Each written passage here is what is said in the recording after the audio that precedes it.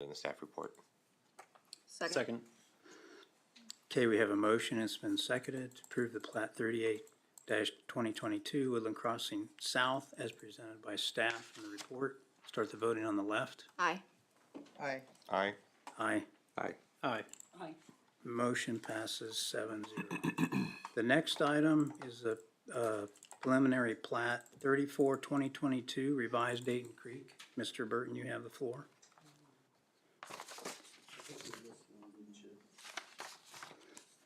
Number 3. Oh, three. Did I say the wrong one? 35-2022, sorry, South Webster Edition. Sorry, that my mistake. Preliminary plat application 35-2022 South Webster Edition. Mr. Burton, you have the floor. Thank you. This is, for locational purposes, it's at, when you turn into the aquatic center. It's on the north side of Sycamore, right on the corner. So it's 2.5 acres. It is zoned commercial. And the change, it was changed from single family to commercial. We have been working with this developer for quite a long time, and there is a commercial business that we're working on that corner, and hopefully, well, and I believe that maybe next meeting we will have a site plan to go along with a final plat and all with this. So at this time, the applicant submitted this preliminary plat. As you can see, they've placed it into 2 lots. And it, lot 1 and lot 2. Lot 2 is approximately 1.3 acres and lot 1 is approximately an acre, 1.17. There's an access point from Webster shown on this, and then obviously there'll be an access point depending on how the site plan lays out, but I would imagine there'll be an access point off of Sycamore or is that Madison Street runs up through there. So to serve lot 1. It conforms to all the standards. The city will provide the sewer and water for this. Park impact fees will be paid. On commercial, there's no exemption. They have to be paid. They're at 10 cents a square foot. Excise tax will be calculated along with an improvement agreement prior to any final plat. Staff recommends approval. Thank you, Mr. Burton. Are there any questions? There's no plan to access to the street behind it? Sycamore, right? Further down. Right, it's further down the line. Instead of showing it on the preliminary plat, what we've said, they do want to, Okay. but put it in a site plan. So yes, they will have that there.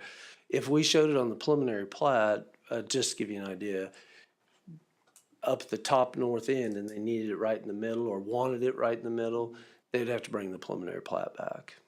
So the only true access that's shown is off of Webster, which is existing. Good question. Yeah. Any other questions? If not, we're just looking for a motion at this point. I recommend to approval of the preliminary plat application 35-2022. Second.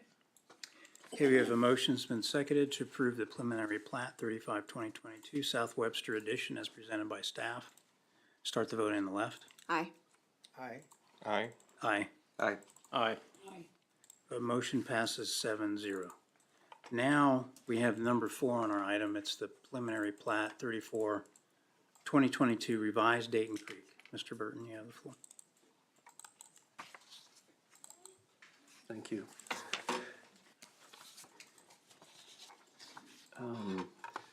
This consists of the entire upper north portion of Dayton Creek. What they wanted to change a few items on this, and really the items that were changed were very minor, but we never did revise the preliminary plat with the school in it. So when staff took a look at it and said, you know, it's still showing roads through the school area and all that, we need to clean this up a little bit. So there are a couple additional cul-de-sacs, but overall, there remains to be 5 access points to this subdivision and 2 running to the north. So overall, there were a few changes that had to be made because of the school was put in there and it took out a couple of east-west streets. But other than that, this is really a house cleaning measure. And I would think that this would be it. You know, there wouldn't be any other major changes on this, or any other changes, I would think. Pat, do I have to abstain to this motion since I worked on this project? No, you have no, you can just state that it doesn't affect your voting at all. All right, I'll go on record that I won't affect the voting. Excuse me. And this really, it just kept going faster and faster and faster, and finally said, look, we've got to get caught up here because they're getting to the end, you know, and houses are still selling. This subdivision, believe it or not, was the number 2 selling subdivision in Johnson County. So anybody that tells you some of the items that have been implemented on this subdivision just crushes them.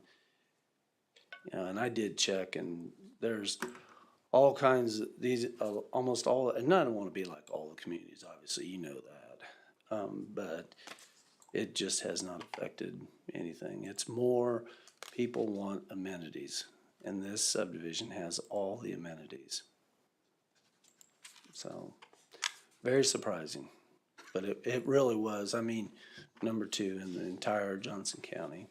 That's a lot of subdivisions. I move that we recommend approval of this governing body of plat 34-2022. Second.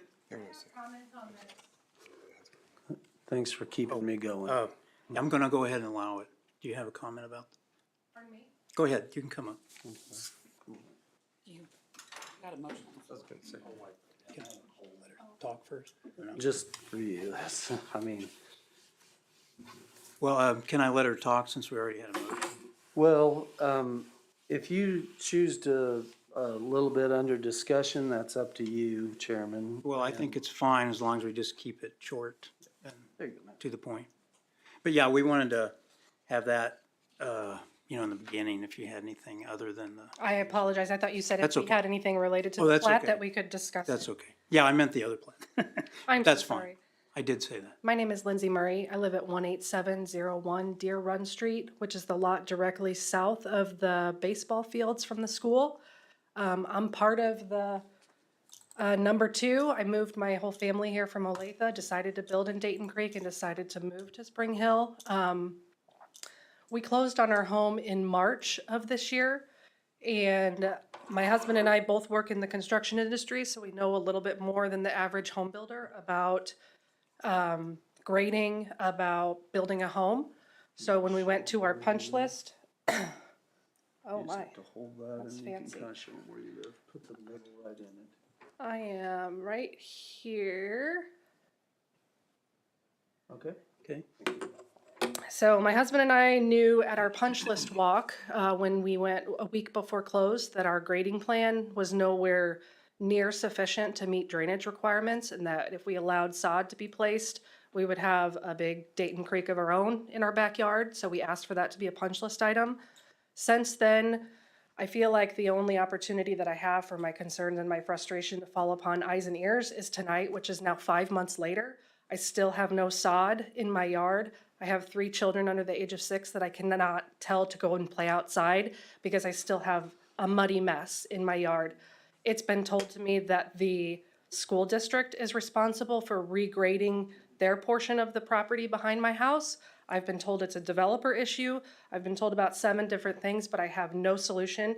And now that this is a preliminary plot, I'm a little nervous that that means I'm still weeks, if not months out from seeing any movement on the grading of my property or the property behind me so that I can finally have sod. So I know that this gentleman said that this is a 1-2 punch and this is no big deal, but this is a very big deal to me. Had I known that I was gonna move into my home and 5 months later, I still would not have the home that I bought and that I paid for, because I can't enjoy my outside space, it would have really negatively impacted our decision to move here.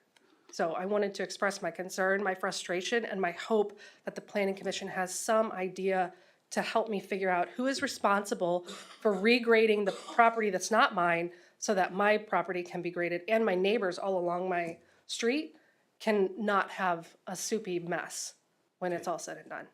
Well, is that the main issue, right, that you brought? Yes. For us? Yeah, that's a big issue. Mr. Burton, you want to address that? And then also, I want to remind you, you can also come to the city council meeting, because they look at these also. Okay, I received a letter in the mail and called the city and asked if this meeting would be the most appropriate time to express this Yes, concern. yes, and this is the. Whoever the young lady I spoke to said yes. Yeah, no, I was just going to say you can further take it up to the city council as well, the Okay. governing body, I appreciate which it. is the mayor and city council. Appreciate your time, thank you. I want Mr. Burton to address it first, the response. Sure. We have another. So unfortunately, Mr. Messer was here earlier. It's my understanding that the school district has been contacted on to do some work there along with the developer. The builder holds some responsibility, obviously, too.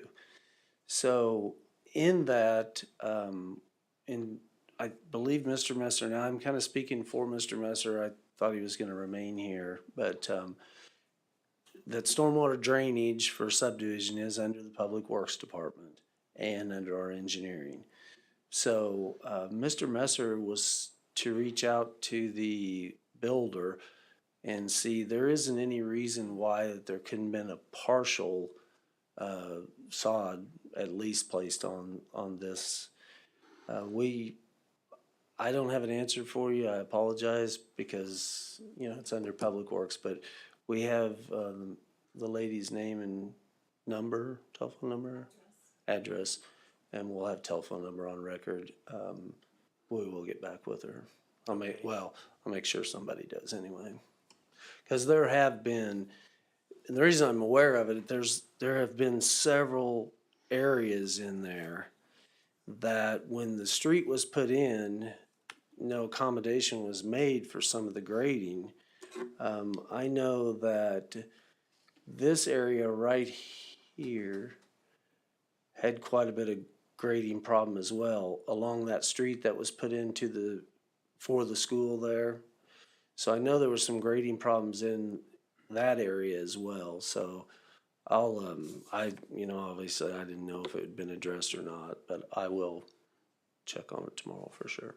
No, she said that she pointed down to the corner down here. I understand. I believe she's up at the corner, the other She's corner. right here. Yeah. No, that's not part of the school, so it must be up by the ball fields. No, she said. No, she's right right. here. There, yeah, right there. Isn't that correct, ma'am? Lot 203. Yeah. Oh, behind there. So there are grading problems through this whole area. And this was all graded out. The whole area around here was graded in conjunction with the school. Oh, no, she's not down here. She's up here. Up here, She's at 203. 203, okay, There's the baseball field. She's up here. okay. So, but I know for a fact that right down through here, there were some definite grading areas I had not heard about, but it doesn't surprise me, so I will find out. I'm And you said sorry, you'll I check just on didn't- that tomorrow? Yeah, I'll get with Mr. Messer. Actually, I'll call Jackie tonight and talk to him about it. Okay. So, Yeah, that seems kind of unreasonable after 5 months being there. right, and like I said, that falls under Public Works and Engineering, so I'll, yep, Mr. Burton will speed that up for you, hopefully. yeah. There was a question in the back, I'm gonna go. Additional comments to the situation. I'm her neighbor, and we're in the same boat. multiple, people who were responsible for it, and got the correct answer, so I appreciate you elaborating on what's happening, and we hope to have a solution very soon. Right, so, I know they'd worked on another, but I'll make sure that engineering Amy, and all. to save you steps, that's her neighbor that also would like the information. And Yeah, then you'll she- probably want to get his name and number also. So there has been several, I was not aware of that issue in that area, but along the other street I was, so. And they went in at one time just to go a little farther on it. They had gone in at one time, I actually went out to do the final on one of the houses, and it had just rained a little bit. And down at the bottom, the house is down at the bottom, and I mean, the yard was just filling up, and there was no place for it to run, and I thought, well, good lands. Well, what had happened is when they built that road that goes into the school to the north, they had built it up and they had not put an area inlet catch down there. I don't, and mistakes are made, we understand that. Well, then they came in and just put a plastic drain tube in originally, and that didn't work. So they finally did get most of that taken care of. I think there was still some sod and all they had to put back, but so just so you know, there have been several grading issues in there. And I'll get Mr. Messer on as well as Second the motion. so sorry about that. we- Can we restate the motion to, Amy. who did it first, Cindy? Let me go back. Yeah, go Amy back. can. I went on to it, let me get the number back up. Sorry about that.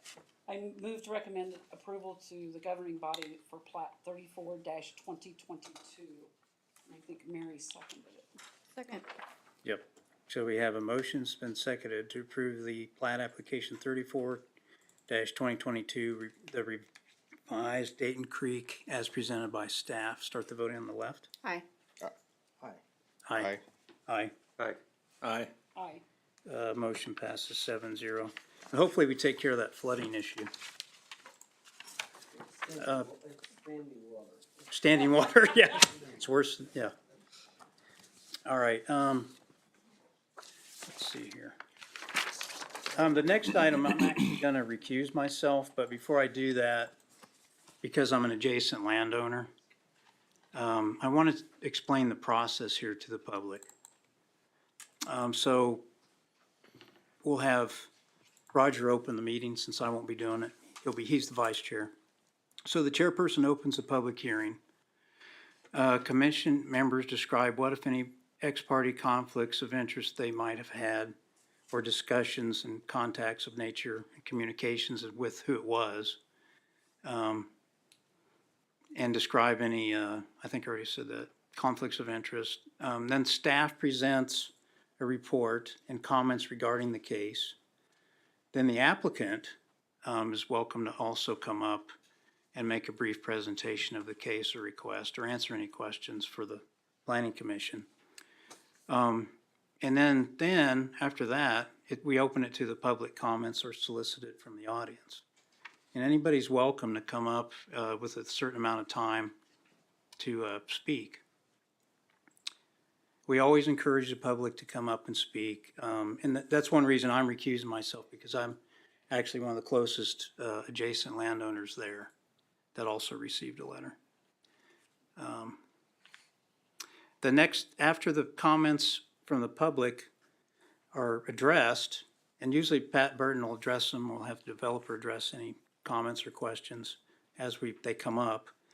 The commission members will ask for further clarification if needed by the applicant or staff. And then if there's no other deliberation, they'll close the hearing to the public, and then they'll have deliberation amongst themselves and more discussion. And then there's a 14-day protest period beginning after the planning commission hearing is closed. So I wanted to explain that process. And the quieter we have it here, the better. I've seen the city council meetings, a little uproar. So we're going to try to avoid that if all possible, so that things go smoothly. Now, it's a lot of times even whispering is a distraction, so we want to try to keep that down as well. So with that said, I'm going to go ahead and recuse myself. So that means I can to step into the audience and put on my hat as an adjacent owner. And I'll turn it over to Roger here.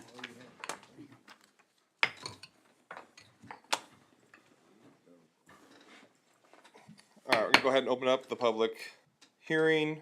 Do we have any other commission members that have ex parte communication? Roger, I live in the estates of Wolf Creek, but it won't affect my decision. Understood. All right. Mr. Burton, you have the floor, sir.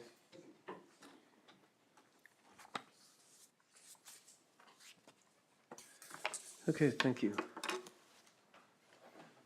Give a little bit of clarity for even the audience and maybe the members that this is directly west of the high school, front of the high school. So everyone knows the location of this. So it's actually the northwest corner of 199th and there it is, Ridgeview Road. There's a 76.5 plus or minus acre tract, and the developer, and we will, if you choose to do this tonight, the next item on the agenda is a preliminary plat. So we can cross-reference this if anyone wants to, so that we can keep it in context for people. It's fine. The developer has said that he has no problem, and he went with the preliminary plat next so that everyone could see what was proposed here. So it is, he's proposing 107 lots and 4 tracts.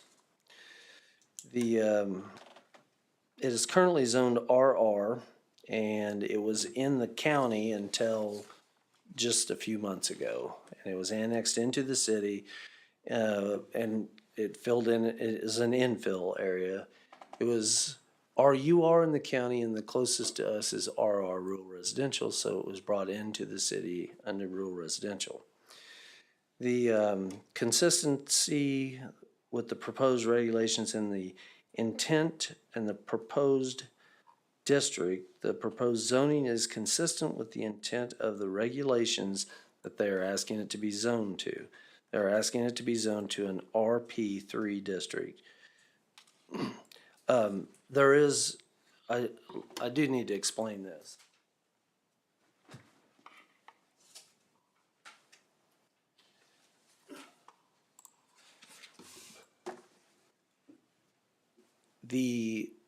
A large portion of the area to the north of on this property, the north portion, if you took a look at your preliminary plat, it's all standard size homes.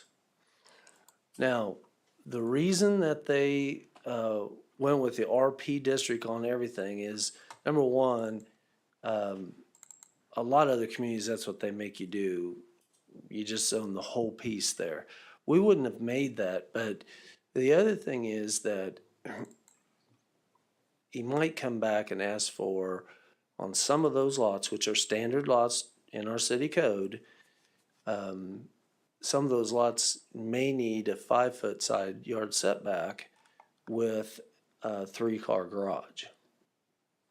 As you saw in the next item that's up on the agenda, he went ahead and supplied some housing plans and duplex plans and things like that.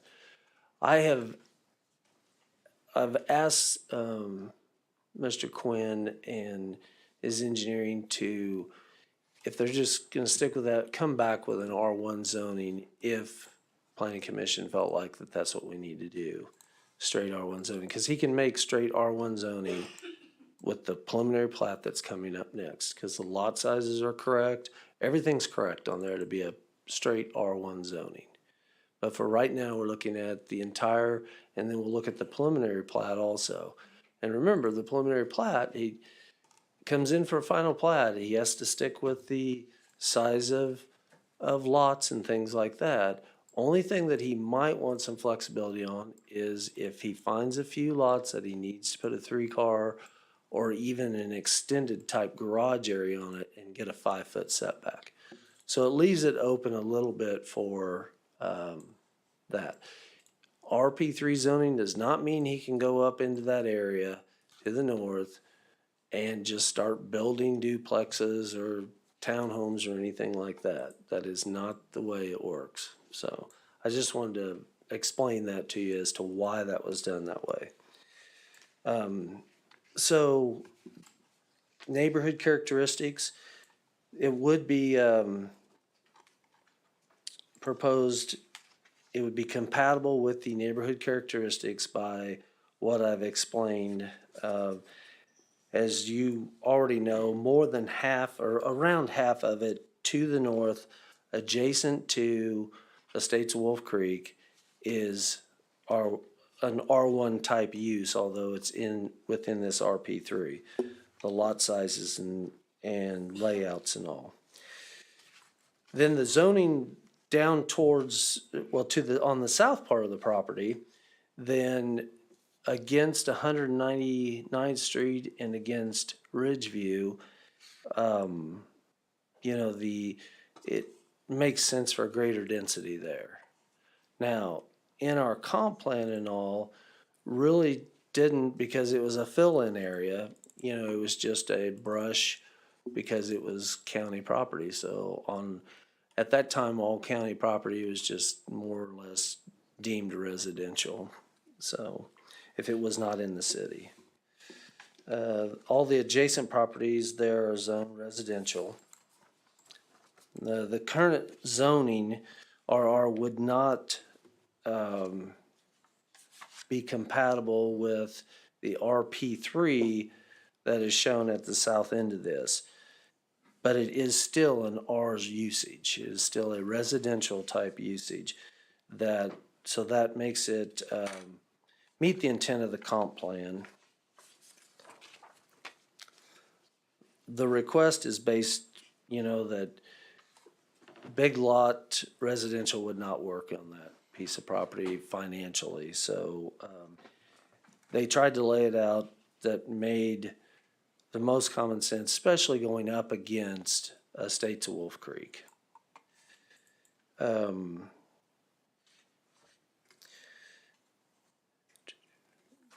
detrimental effect, the detrimental effect to the neighborhood is very minimal on the zoning. The detrimental effect would be, it is going to create more traffic, and the city's been planning for that with the roundabout, and now there are improvements that are going to be made on 199th Street and Ridgeview as well. So it will create some additional traffic there. But as far as for the residents in the area, there's no detrimental effect. We're trying not to have any detrimental effect on the Estates of Wolf Creek, especially. It is not being corrected. There are no errors or omissions that are being corrected. I explained that it was RUR when we annexed it in, it went to RR. Utilities are adequate and proper, sizing and all. The gain on this is with the RP3, they'll come back with a site plan, and as shown in the preliminary plat plan, they've gone ahead and shown some elevations that they want to build and all, and then at the final plat we can narrow those down or approve them all with changes. So the south end of it, the city would be able to say this is exactly what we want, or we don't want this or that. When I looked, they had quite a variety of things. So it's not that they're just going to go in and cookie cutter this development. They want to mix it up so that there is all types of different designs in that RP3 area especially. And, applicant would have to talk about the hardship. And conforming to the comprehensive plan, it allows, under the comprehensive plan, it encourages a broad range and mix of development use. And like I said, that it didn't really show much in our comp plan because it was never annexed into the city until here late. But in the mixed use, it does create a good mixed use under what our comprehensive plan asks for. Other than that, I would be more than happy to entertain questions, and I can go over the alternative actions, include approval of the application, and it would go to the governing body on the 28th. Denial, and it would still go to the governing body on the 28th, or continuance to a future meeting, and have to be specific on the date and time to the applicant as well as the public. And the staff recommends approval. Entertain any questions. Mr. Burton, you mentioned that, now I know if we were to move on, if we're going to preliminary plat, those single-family homes that are buttoned up Yes. against the other, are there right now. If they decided, because we do RP3, that they didn't want to do the single-family and they wanted to resubmit a preliminary, they could change those to multifamily. They would have to resubmit, that's correct, yes. And that's why, and I've spoke to the developer, and I should have really went ahead and had him break this up into two different zonings. The developer is, what we're talking about right now is he's gonna he is gonna come right back with an R1 zoning on that. Yeah. Just to allow, some better peace of mind, I guess, but So he's gonna come back with an R1 zoning or an RP1 zoning? R1. An R1 zoning. If he chooses to. One of the reasons is, like I said, there's a few lots in there that maybe he could get a little extended, more garage on it, something like that, and come back with a 5-foot setback. But that would also be under, the final plat portion of it, so. Pat, to piggyback off of Roger's comment, can you clarify what an RP3 in terms of dwelling units per building you can have? I think there's a misconception that people are thinking apartments. No. That's not the case. No, fourplexes and under, and I say fourplexes and under, that goes all the way to the through the R1. Pat, I think it's 6 and under. Is it 6 and under? Okay. I think one of the things, and I mentioned this in our Oh, last yeah, meeting. connected living, 6 and under. It cannot be apartments, though. It has to be connected living, that's what I was trying to get at.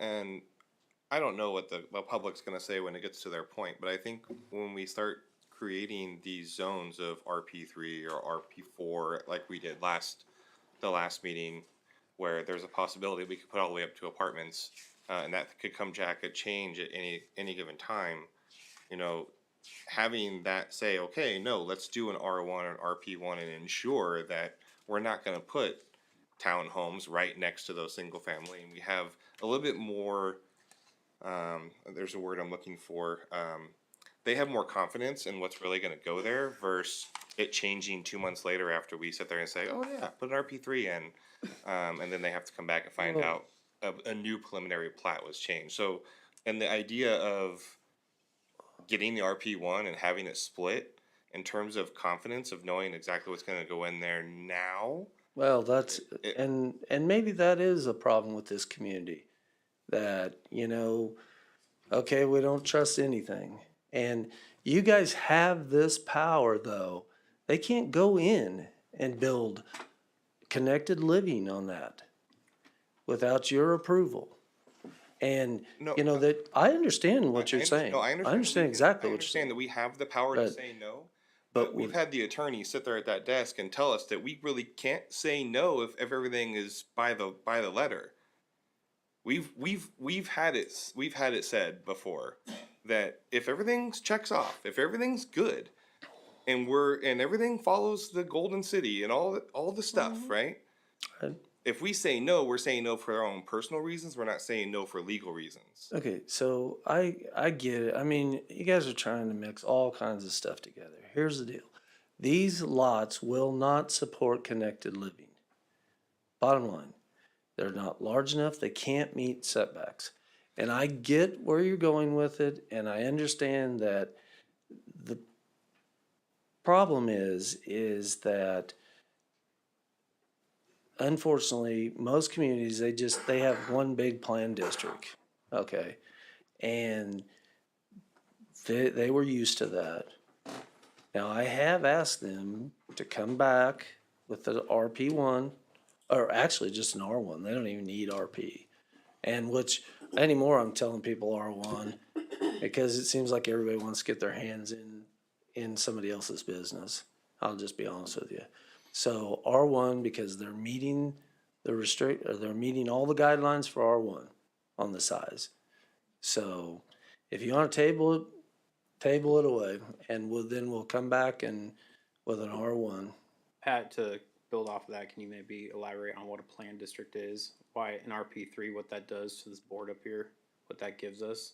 Sure, the RP1, just like in being in the next preliminary plat, and I would think that you'd want a little more control, RP3, because RP3, you can tell them what design to build. That's why they submit all these different designs in here and all. And you can tell them, hey, we want 6 more trees. That's kind of ridiculous. But, you know, more landscaping. Actually, you can say, you know, that you want a certain light pole. It gives us teeth, basically. And, yeah, and you can say that you want all the sidewalks stamped. I mean, there's a lot of rules and regulations that we can utilize on them. I do understand that, you know, we probably, if the developer wants to build R1, he ought to zone it R1. If that's the mentality that, you know, and I'm not saying anything bad about anybody. All we need to know is what direction to go. Mr. Burton, Because I do agree. If their intent is to do that, then that's what we should do. my question is, if I heard you correctly, on the RP3, Yes. if he needs that extra 5 foot, and this all goes through tonight, I understood that you said that he couldn't do that, though. No, That it would need to be an R1. no, that's not correct. Okay, that's why I So wasn't clear. RP3 and up in the north side, which is going to be the R1 district, okay? Right? And you saw that on your next, which will be preliminary plat. If he needs to reduce the side setback from 7 to 5 to be able to put a 3rd-car garage on or whatever the case is, then it gives him that flexibility In the RP. in the RP. That is correct. It also gives him flexibility if he would have came in at RP1, would have done the same thing. But he rezoned the whole thing RP3, so.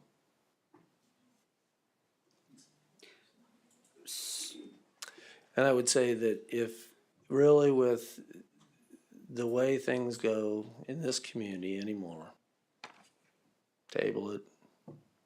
We'll come back, we'll split it up, and then we can just, But what happens if we ask him to go back and now have him come back in with the R1?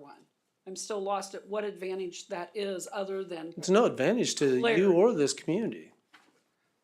So, it's fine, but Mr. Quinn and I have spoke about this, and he'll be more than happy to come back in with straight R1 zoning. I think this is more common than people realize. It happens right up the street from us. You go to 167th and Merlin, we have the same 2 schools, both 528 student capacity being built, Woodland Springs, and then the elementary school next to it. If you pull up Ames, Pat, and if we can go there and look at the zoning, you're gonna see a lot of similarities between what we have here and what they have up there. The big difference is their streets are finished and ours aren't. But we're talking about a rezoning here, but I don't wanna get Yeah. so hung up on traffic and Yes. infrastructure. And I said that was one of the biggest detriments of this. Yeah, the zoning here, this sort of zoning is entirely, in my opinion, common and appropriate for this sort of area, arterial streets, denser population right there on your common areas. I mean, we can pull up Ames and look at it, it's the same thing. Right, It's so. up the street with the same conditions. and to piggyback off of that, the last time we went through the comp plan, which I know was a number of years ago, but again, it was a number of years ago.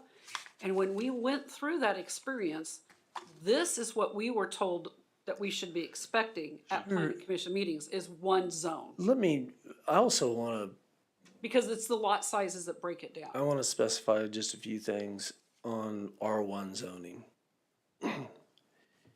R1 zoning is strictly a lot size, and there's no restrictions on R1.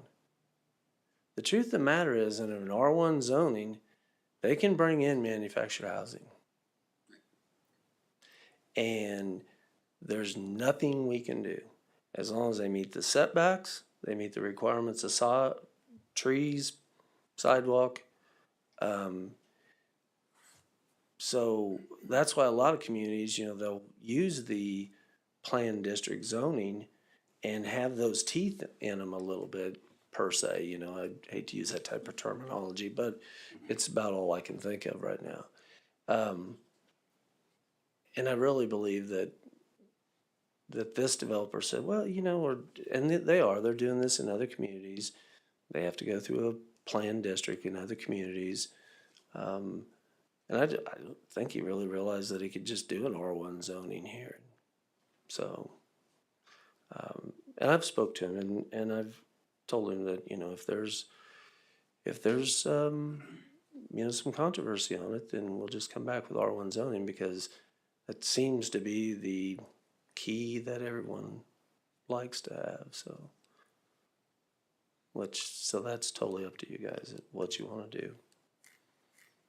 So just to be clear, so I'm really clear in my mind, if we zone it all RP3, and then the size of the lots is for R1, he has to bring it back to us to get our blessing on the R1 houses, that if he just zoned it R1 in the first place, he wouldn't have to get. That's correct, yes. It's just like what he's shown in pictures here for the connected living and all that. Yes, you are correct. That all that would have to come back. It does every time, and if there's changes along the way, which, believe it or not, we still watch this, and we just turned one house down a few weeks ago. Said, no, this wasn't a plan that was approved by planning commission. If you want to bring it back, it was in a different subdivision. I won't name it, but and they just didn't think about it. It was a custom house actually, and so they're trying to make up their mind if they're just going to bring that one plan back or not. So, but we do watch that as well. With the planned development, do we know if the multifamily units will be maintenance free or maintenance provided for that matter? I do not know that yet, but we'll be more than happy to ask. Okay. I don't know if they would like to answer that now.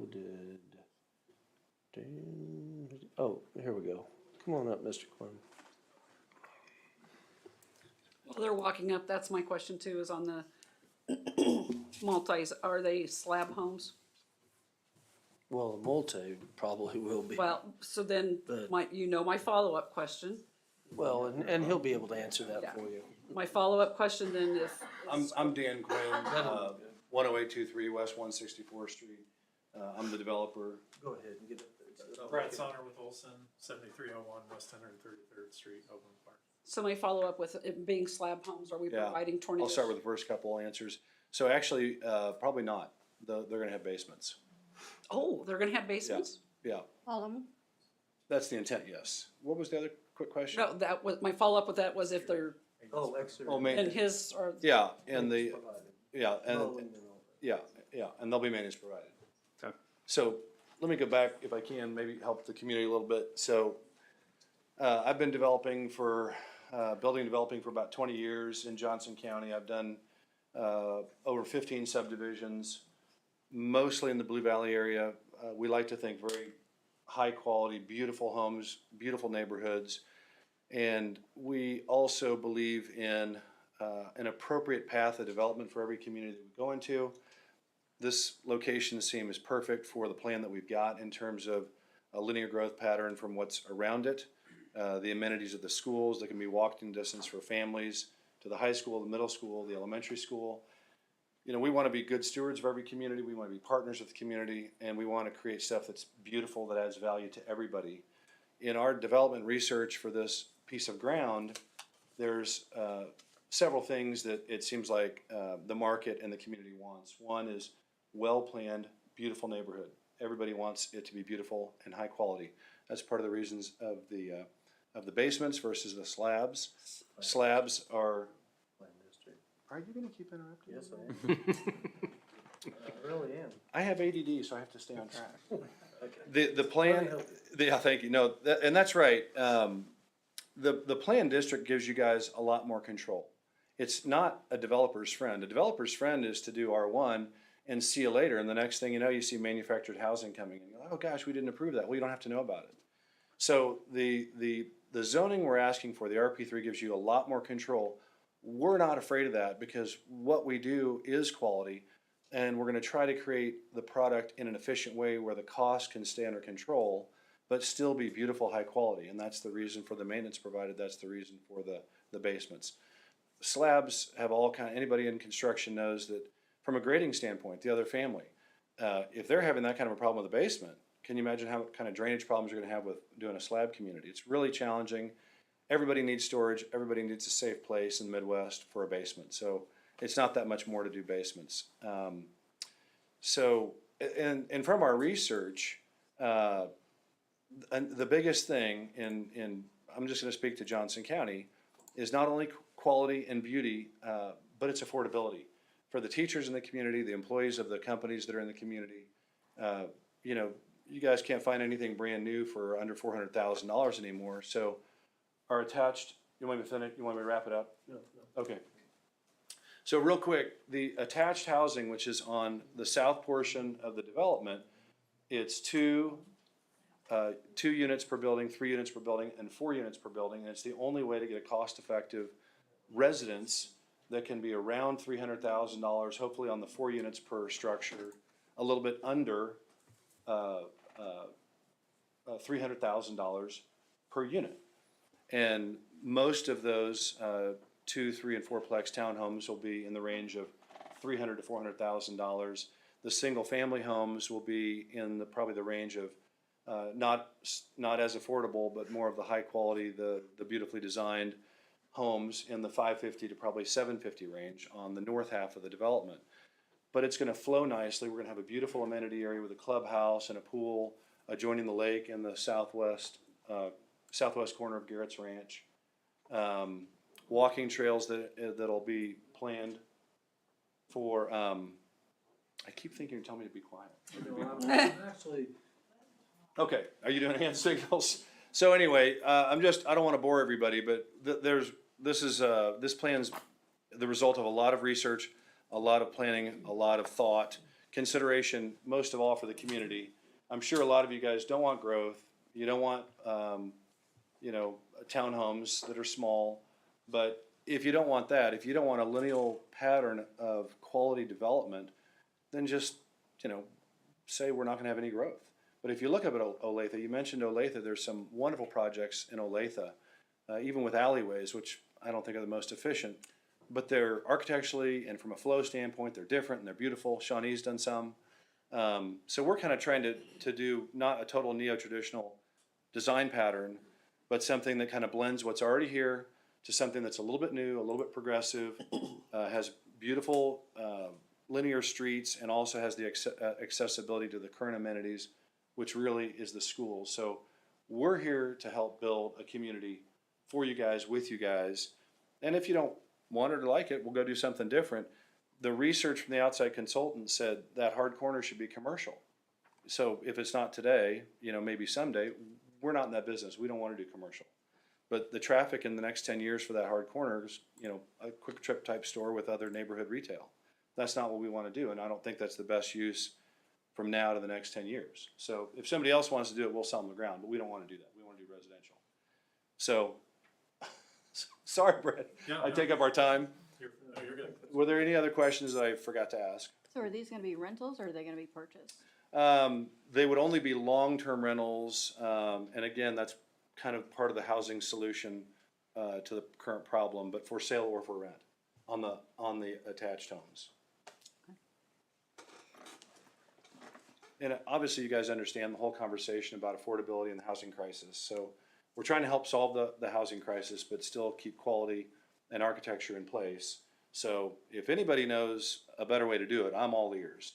But we think that this will create a real community, high quality, nice design, nice architecture, and still address as close as we can the housing affordability without doing manufactured housing and without doing apartments. We're not apartment developers. We're high-end, single-family home developers and builders. Okay? Why are you always so quiet? Okay. You said it well. Any other questions for Mr. Quinn? And he's the smart guy. He knows all the technical stuff. Fine. Mr. Burton, we kept on saying R1. The only difference between RP1 and RP3 is how many dwellings we can put in that density, correct? No, there's the criteria. I mean, Right. you can do criteria also. But I could say in RP3 I can put townhomes, That's correct. but in RP1 I couldn't put townhomes. That is correct. So why?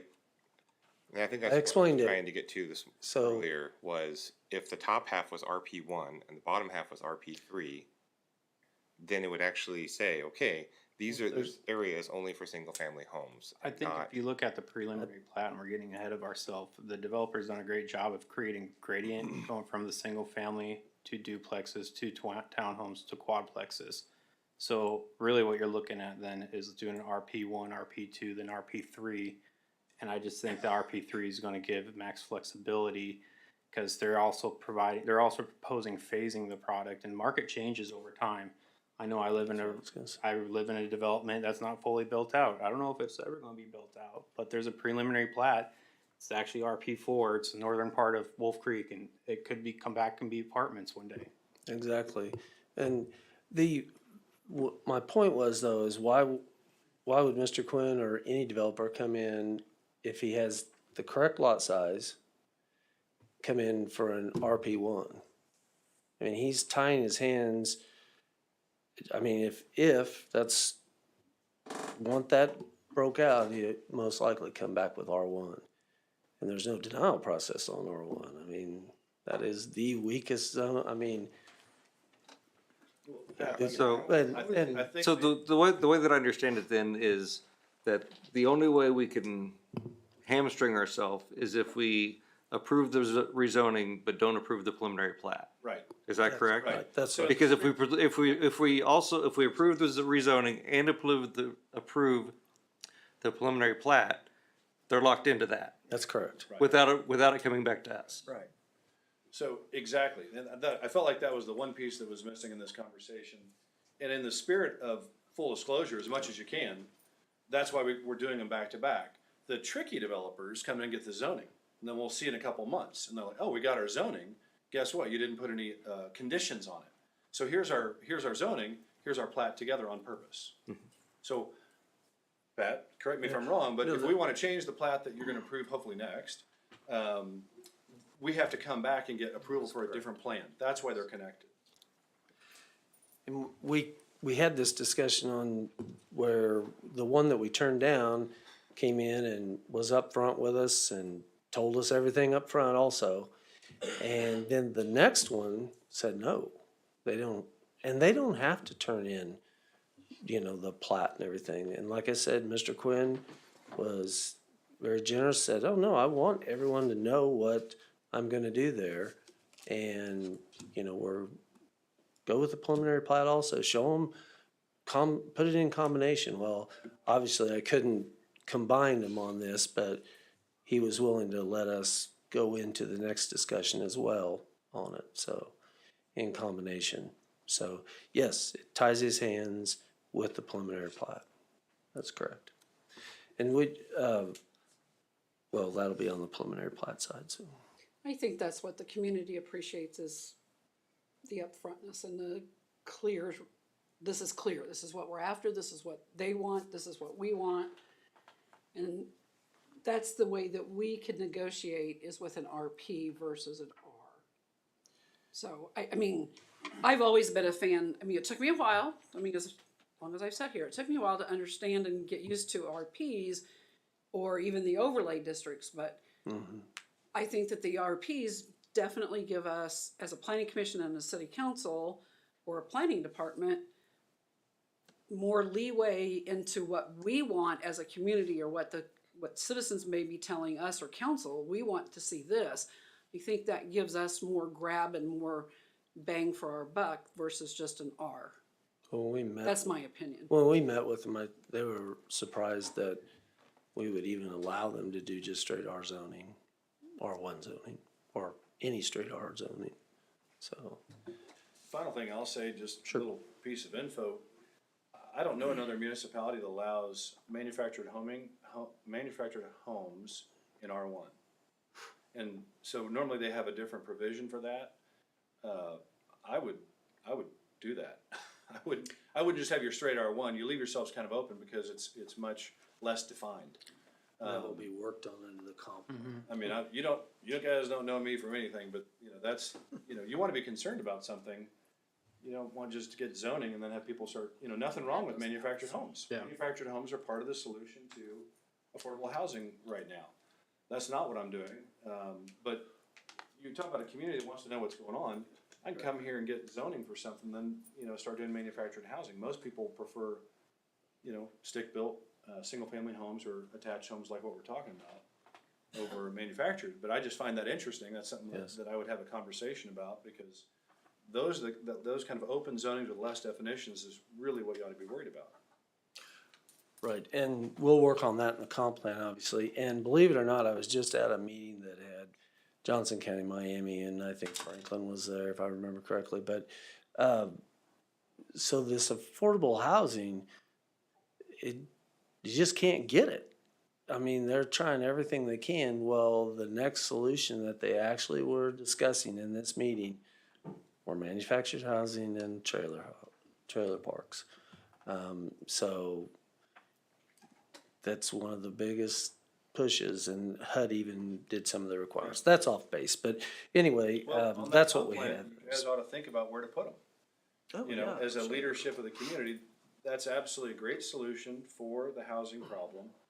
And rather than have a developer kind of force something on you as part of your comprehensive plan, say, hey, these couple areas might be good spots for those neighborhoods. They can be great neighborhoods, lots of amenities and wonderful families live in there, and they're inexpensive.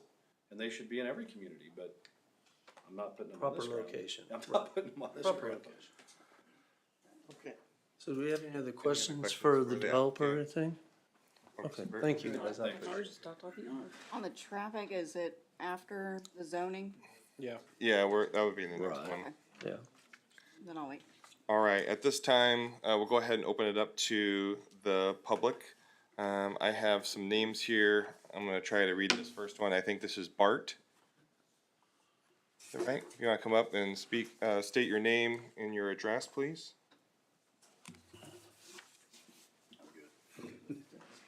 My name is Bart Bosler. I live at 18308 West 197th Terrace, or 194th Terrace, sorry. I guess I just have a lot of concerns about the traffic patterns. I saw one of your preliminary things and it shows stop signs at both of the exits of the high school and then an entrance right by the crosswalk where our kids walk across the street and go to the high school. So I've got some, I don't know, it's just kind of scary, the Ridgeview area right now. We have wrecks there all the time, and it seems like Spring Hill always does things after the fact. They don't widen out the streets. We need bike lanes over there. We have bikers that go up and down Ridgeview, and I mean, not a day goes by that, you get 5 cars behind a group of bikers. As far as the residential, I'm a little confused on the R3 and the R1 and RP and all that stuff, but I would be really pleased if it was just single-family homes back there. I like people to be invested in their home, to feel like, they're a part of the community. And I know he said it was gonna be maintenance provided. That would probably help, because I know if you have a rental and they're responsible for taking care of it, it might be a problem. So, I think this needs to be thought out a lot. because the traffic on Ridgeview is horrible, the traffic on 191st is horrible. I heard we're gonna do a big, truck highway through 199th, which I don't understand why we did a roundabout if there's gonna be big trucks coming through there. Anyway, I get a little confused at what's going on in the city of Spring Hill sometimes, and I feel like we get ahead of ourselves. We need to get the infrastructure planned out. It needs to happen more sooner than later, so that when these guys start building, we don't have horrible traffic jams all up and down Ridgeview and 199th. And I sold real estate in Texas for about 10 years for Keller Williams. And my uncle owns a multifamily development company in Dallas as well. So I understand a little bit about apartments, what type of people that brings in, the things that really up your crime rate, which having a QT down at Webster and 199th now, and you're wanting to put multifamily, I think they said you could do up to a sixplex with this. That would be a problem. That would be a problem. So anyway, thanks for letting me come up here. I know you guys work real hard on this stuff, and we appreciate it. Thank you, Mark. Roger, I have a question. Are we gonna allow all public comments or just on the RR? Because Mary was gonna ask questions about the traffic as well. I'm I just, mean, this is all for, right, we just didn't go into any questions about traffic, so I didn't know if we were, Zoning. yeah, this is. wanna for just the limit to zoning. zoning or just, We don't have a public hearing for the plat, so this is just for the rezoning. I didn't go back and look, my fault. Yeah. Kevin, I believe, is next. Kevin Harridan.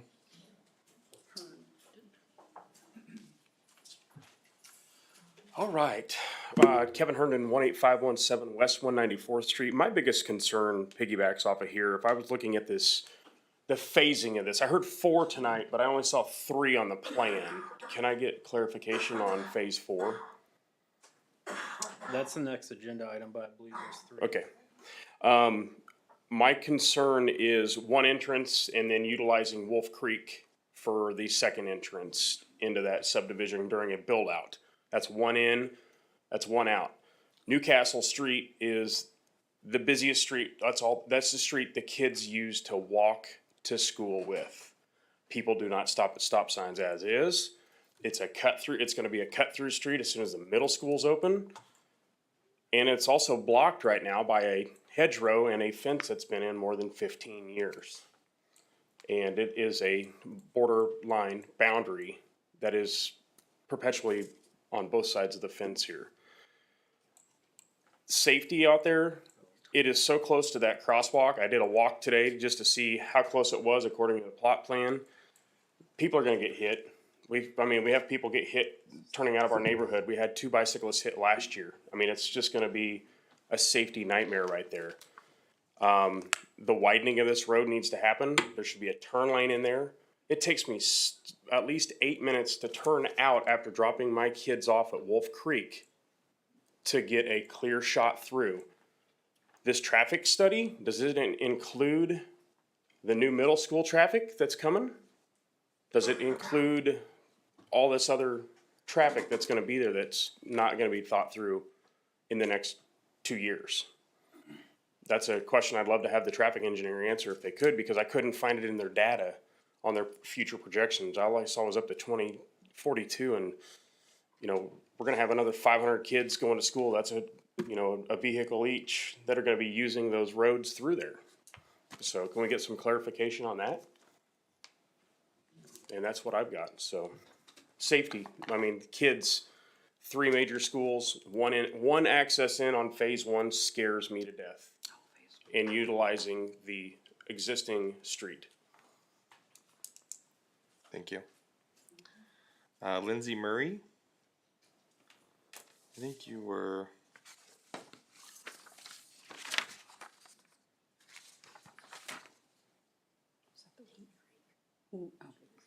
No, she was a Dayton Creek one. It's 34. Sorry about that. Ricky Culver.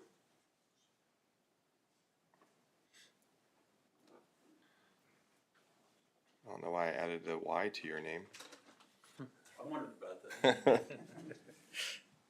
I have the same concerns as Bart and Kevin. particularly this phase one. Sir? Yep. I'm sorry, can you state your name and address? I'm sorry.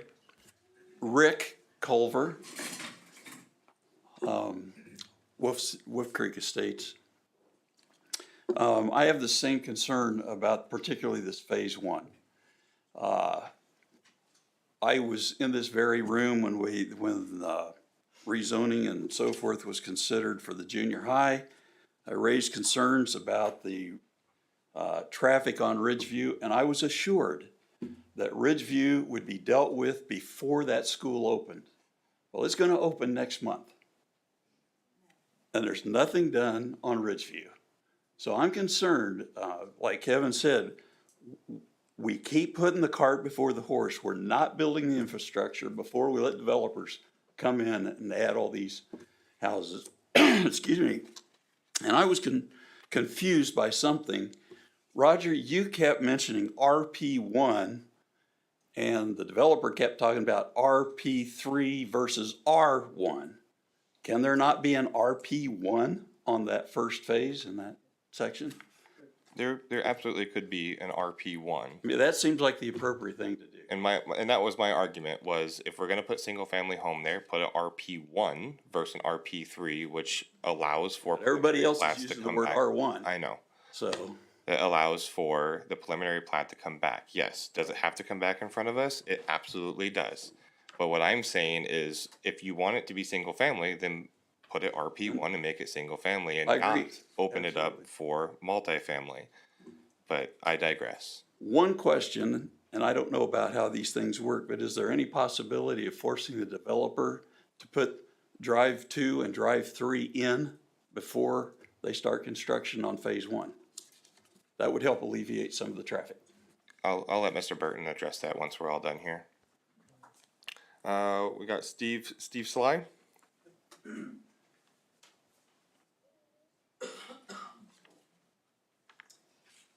Hi, Stephen Sly, 19429 Newcastle Street.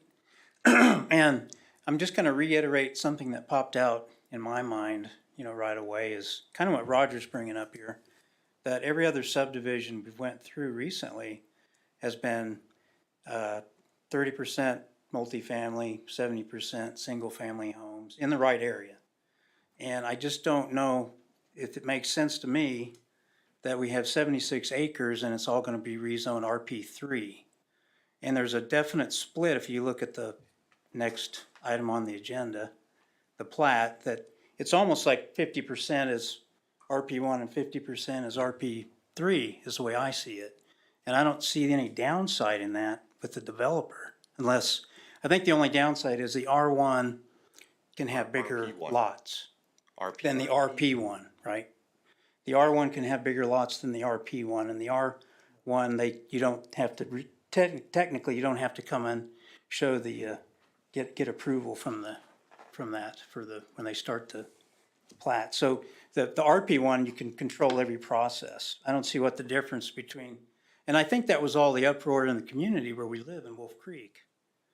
It was the lack of communication, not taking it out on the staff here, but it would have been a lot easier if the developer worked with the city and they had RP1 on that half, 50%, and RP3 on the other half.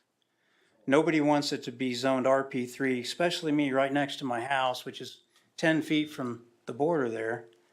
And what's it? Well, here, wait, let me finish. I'll finish that. Yeah, it doesn't make any sense to me to just do it RP3. I mean, it would have had a lot better help with the public and in our community if it was RP1 in the first place, and they wouldn't have had all this uproar, to be honest. They're pretty happy with the plat, most of them. I'd rather see 30%, multifamily, 70% single family like we've been doing. And it's in the right area. The southwest is right next to that major arterial road that's going to be made there, 199th, so that makes sense. And also, I'm going to come up again if the plat, if it gets approved, but also when you're coming in, they're going to build a road. This might be a question right now. They're going to come in originally off of Ridgeview on that north end, right? And build a side road. They're not going to start off Newcastle. I want to make sure that's clear. Yeah, so, and that's the main issue too. People don't want Newcastle opened up.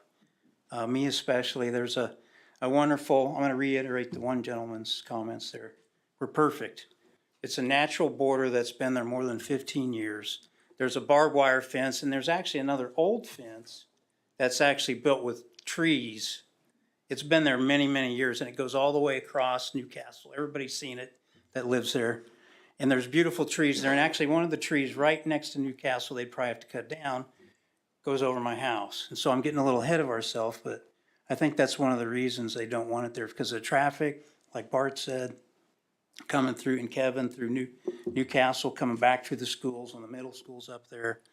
And also, make sure there's, at least they start the construction off of Ridgeview, that road, or safe area would be safer on 199th, but I know that's not possible to start there. But instead of not, opening up Newcastle, and we can talk more about that when it comes up. But that was my main issue. That's all I wanted to say about that. Thank you, Stephen. That was everybody I had that signed up. Was there anybody else that wanted to speak in this public hearing? Okay, please come up and state your name and address. Excuse me, my name is Travis Nace. I live at 18515 West 194th Terrace. Like Steve, my property is immediately adjacent to the plot in question. So far, everything that's already been said, I think we all kind of, we agree on the same items. For what we've been talking about, safety in our community has been first and foremost, and the traffic is going to be probably the biggest concern. With Newcastle be considered a complete drive-through, that's going to increase our traffic. If we go over 300 plus homes that are going to be looking to be installed into this plot, that's 400 plus vehicles that are going to be driving through and in and out of our community. And if we don't have our infrastructure set up correctly first, we're putting the cart ahead of the horse. So if we can fix infrastructure first, I think Mr. Burton made a comment that we maybe don't want growth. I think that's the complete opposite. We want growth, we just want it done correctly. So if we can get the infrastructure there, and then like Steve said, I think the 70-30 is not going to be a bad number. If we can get RP1, again, I'm new to this whole RP3, RP1, R1, but if my backyard butts up to an RP3, right now it's planned to be single-family residential homes, but that still can be changed. If it's an RP1, I know my backyard and all the other community butting up to the property, we know it's going to be residential homes. And then the builder can rezone that last 30%, make it RP3, and then do your multifamily, 2 stacks up to what sounds like 6 stack homes. And I applaud Mr. Quinn for trying to keep to beautiful homes and keeping a nice community, but rentals are not what is the best for our community, at least in my opinion. So I know it sounds like traffic is going to be a secondary thought, but if this adds in the traffic and then future talks of 199th going intermodal, I'm in the trucking industry, so I know a lot of what's going on with that. If that happens with this plot, the added traffic to the homes and the residents there, the new middle school getting put in, I believe it's opening up summer next year, with children walking to both high school, middle school, and elementary, and then we have potential added truck route coming through. That's just an appetite for disaster if we're going to allow that all to happen. So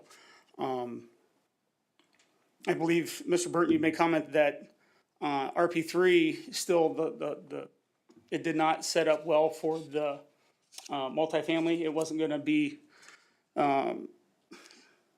it didn't ensure that the apartment, the multi-units were still going to fit because of the RP3, just because it allowed it. But you made, I think it was a comment that it still didn't mean that they were going to fit into the plot section. I'm not exactly sure.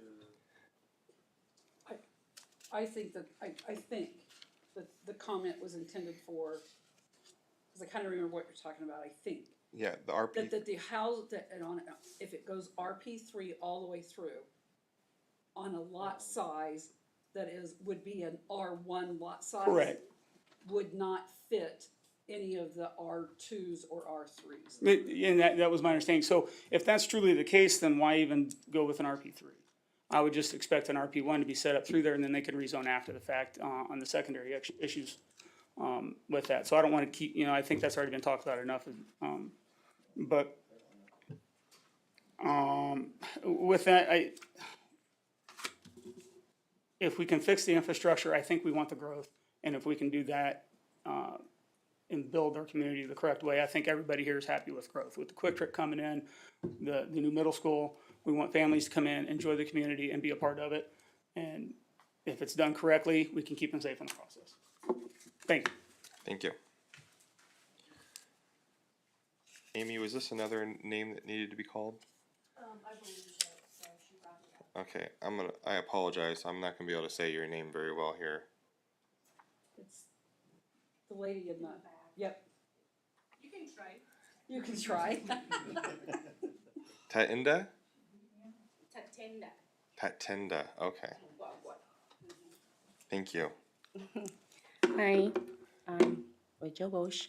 This is my first planning commission, like to speak, and it's really good. If you could state your address for us, please. Oh, 2197 West 219th Street, Spring Hill, Kansas.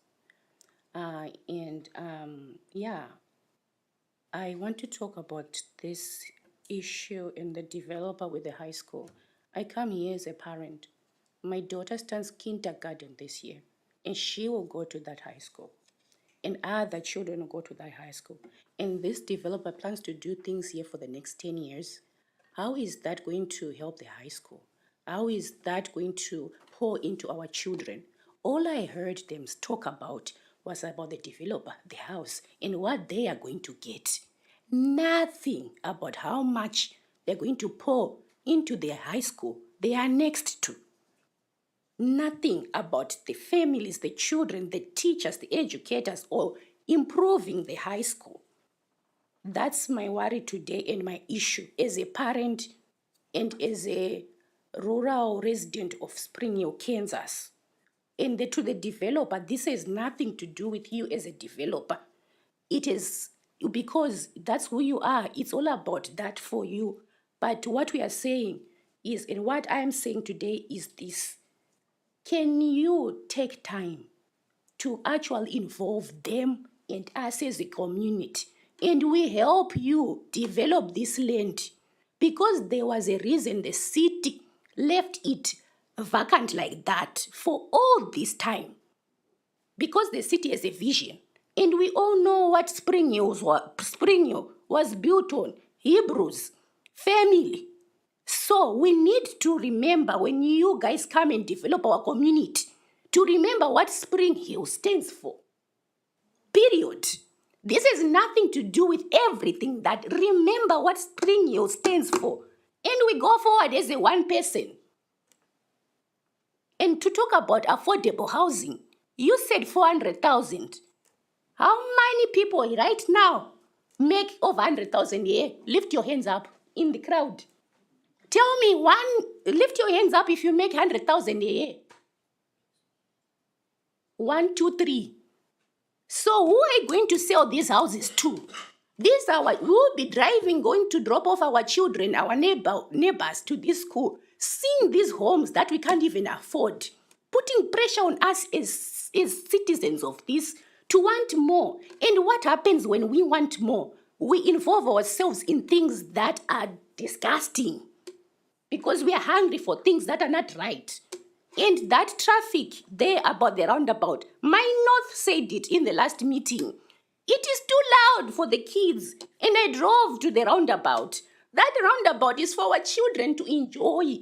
I want to put flowers on that roundabout and a bench, so that when we go and pick up our kids, when our kids are biking from school, when they can relax.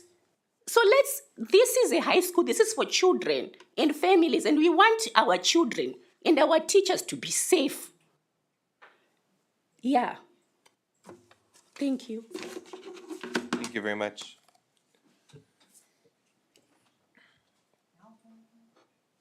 Do we have anybody else?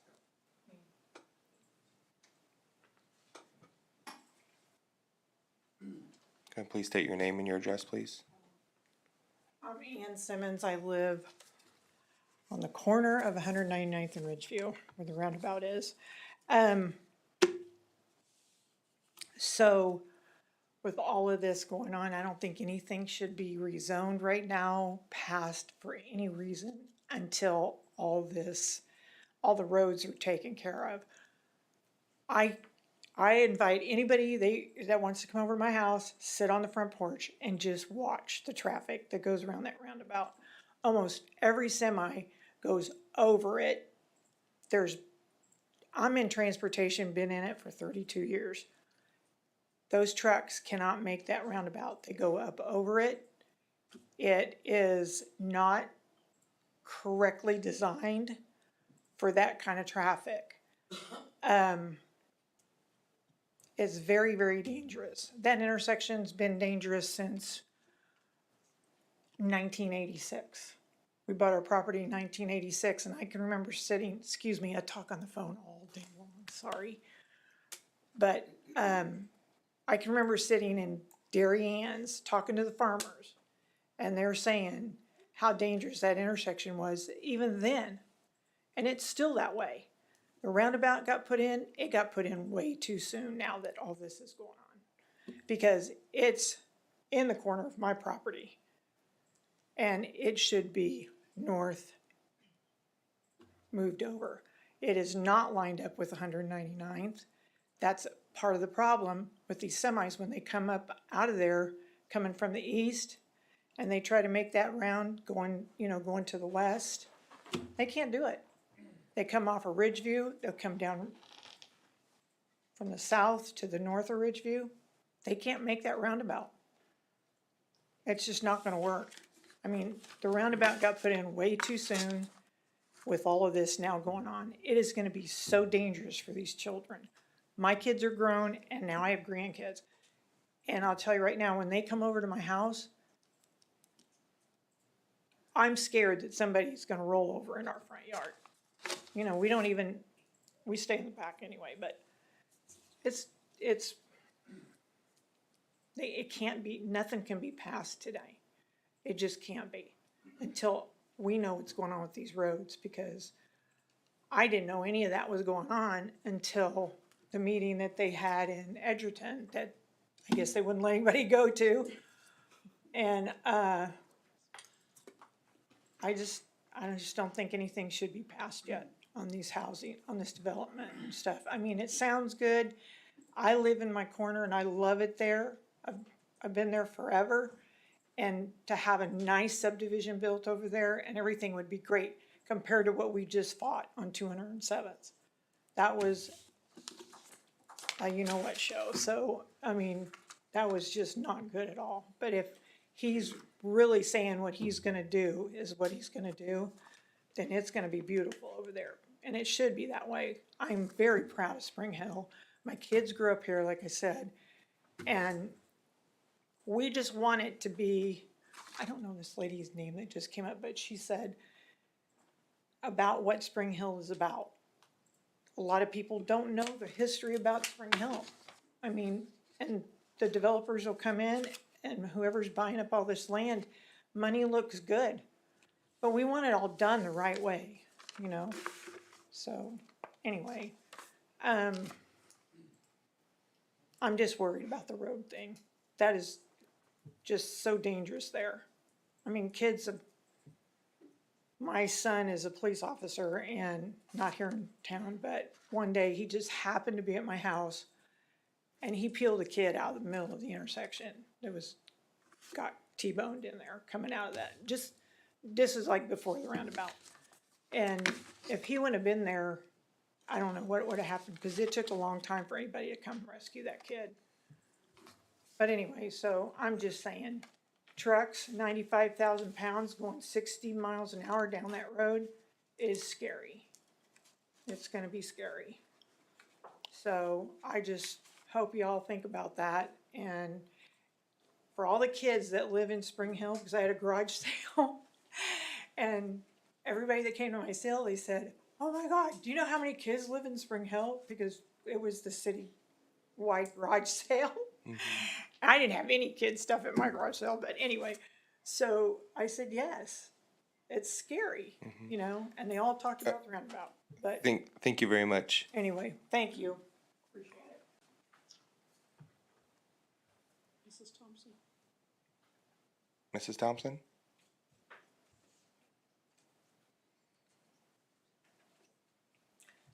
Hi, I'm Kim Thompson. I live at 17850 West 191st Street. I moved there in 1994, but I grew up here. I know exactly what Spring Hill's about. I have a business in town, and I moved to the country to be halfway between Olathe and Spring Hill, and I have watched all the schools. I've been on the school board committee to help the growth of the schools. And to get the bonds to pass and all of those things. My daughter happened to be the last resident at the Garrett place for the last 5 years and just moved out in May. During that time, and I wasn't going to say anything about this tonight, I came about another issue, but I'm sure glad I'm here. And what I want to say is they lived there during the roundabout building, and since the roundabout building and prior to the roundabout building, there were more than 5 times that cars ended up in their yard. Just so you all know, okay? Since, before, and after the roundabout. Not only that, there were several times that kids crossed through properties over there, which is going to happen when you have 3 schools in a mile section. I'm very happy to have 3 schools in the mile section. I think it's fantastic to have them unified together and somebody to be able to raise a family and send the kids up and down the road there for that. I have 7 grandkids and most of them went to Spring Hill. So with all of that said, my big question is the same as the rest. I think the development is beautiful. I think that the RP 3 versus the R1 is understandably, the developer is looking to do some graduating to beautify the neighborhood, to treat everyone that lives next to it with single-family homes, and to help with lower income, I shouldn't say that, not lower income, multifamily and the duplexing and the fourplexing and all of that has to come to Spring Hill somewhere, as well as the high school and the grade school and the elementary school had to come to Spring Hill somewhere. I own 20 acres around the corner. Sooner or later, they're going to have to come there somewhere.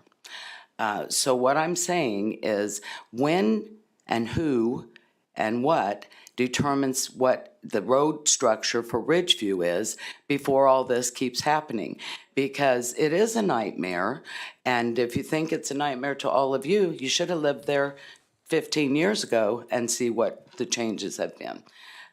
You can't walk up that road safely. From my house to my daughter's house, you cannot do it because there are no sidewalks out there. There are in your neighborhoods, but there are not, and there are at the school, but there's a gap on both sides of no sidewalks. And the biking traffic is a nightmare all year long, but it's particularly bad in beautiful weather, and that is a problem. So my big question is, who fixes the roads? Is it the developers that come in, or is it the city, or is it the county? Who goes to work on this, and when are they going to? And I hope that Mr. Quinn gets his development, because I think it's beautiful. But I hope that somebody goes to work on Ridgeview tomorrow at the same time.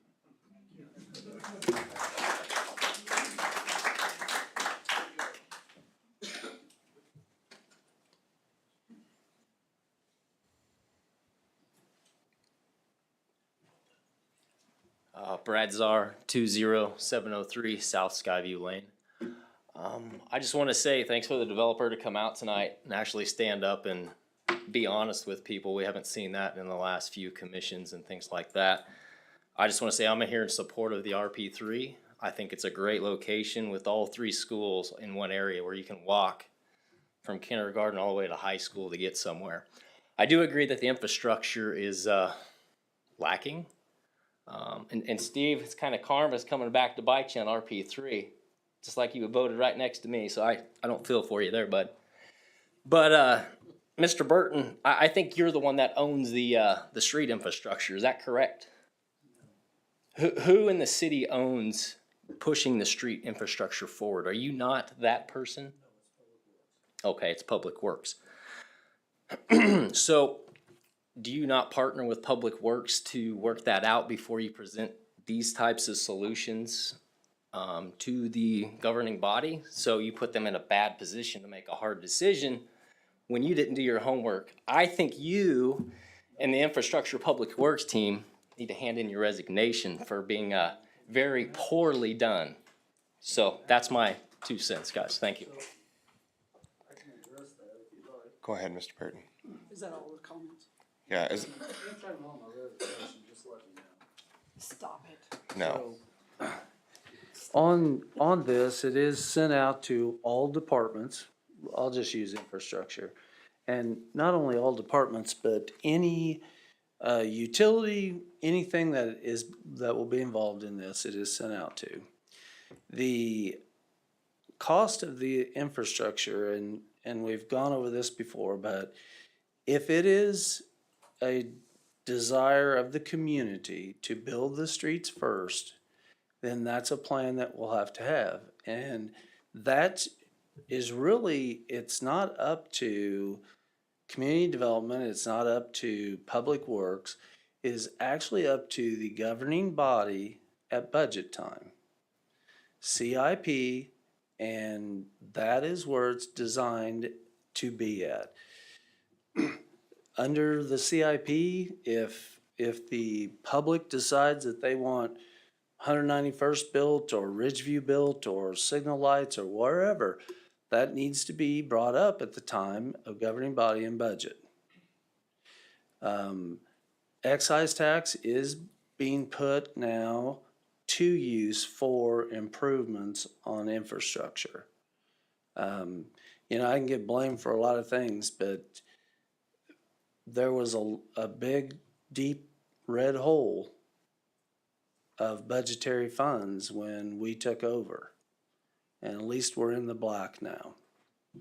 So, but I do welcome everyone to show up at the budgetary meetings and discuss what you want done. And if it's streets before development, that's fine. We do what the public wants to do, or what I'm directed by the governing body to do. So that would be a welcome to see everyone at the governing body, city council meeting to express their concerns to do things that way. And if you think about it, these guys can get up here and say what they want. It'd make our life a lot easier. Because then we don't have to start looking at this and that and just say, well, the street's in, it's built, 4-lane, handle any type of traffic. So, but in all sincerity, anytime you want my resignation, just tell me. So I can go home pretty easy.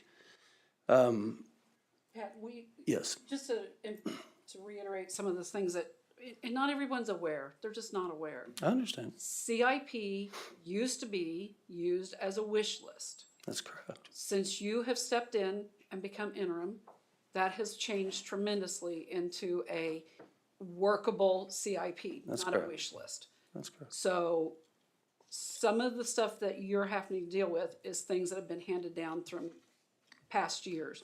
And to change the CIP from a wish list to a working document is a huge change. Well, thank you, but I don't even want to get into that. That's okay. I'll get into all that at any time anybody wants to talk to me about budget or how this community's been ran. I'll be more than happy because they don't have a clue. So Some of the to things start are this off, then addressed. why don't you tell us where we're at and what you know about 199th and what Well- you know about Ridgeview? Okay, if you want to discuss that now, Mr. Chairman. So, Ridgeview. Actually, hold on, Mr. Burton. You want to Were we done with public comments? Oh, sorry, yeah. Okay, it looks like we have how many? 3? Oh, I'll get out of the way here. Okay. And I can Let's finish the public address comments, all we the- can close it. I can and address all the comments. Yeah, we can get to this next steps and we can go back to your questions here real quick.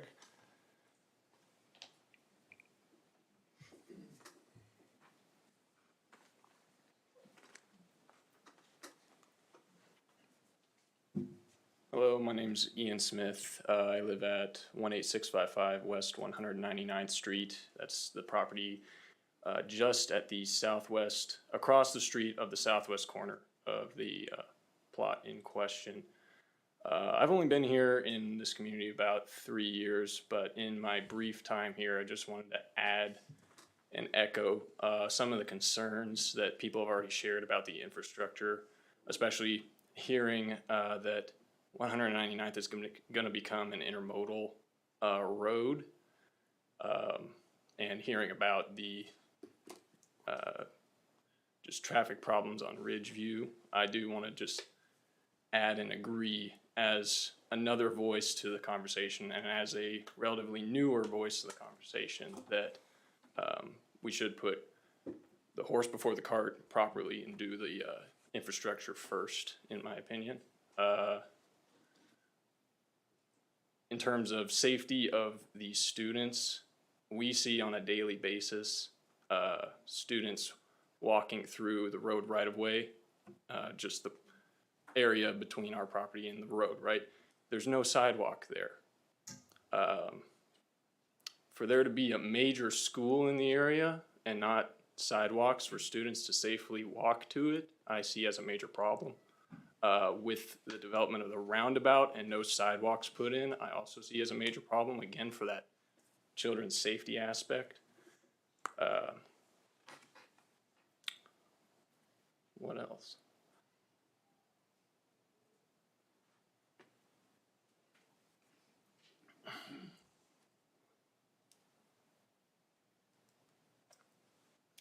Yeah, I'll leave it there. Thank you for your time. Thank you.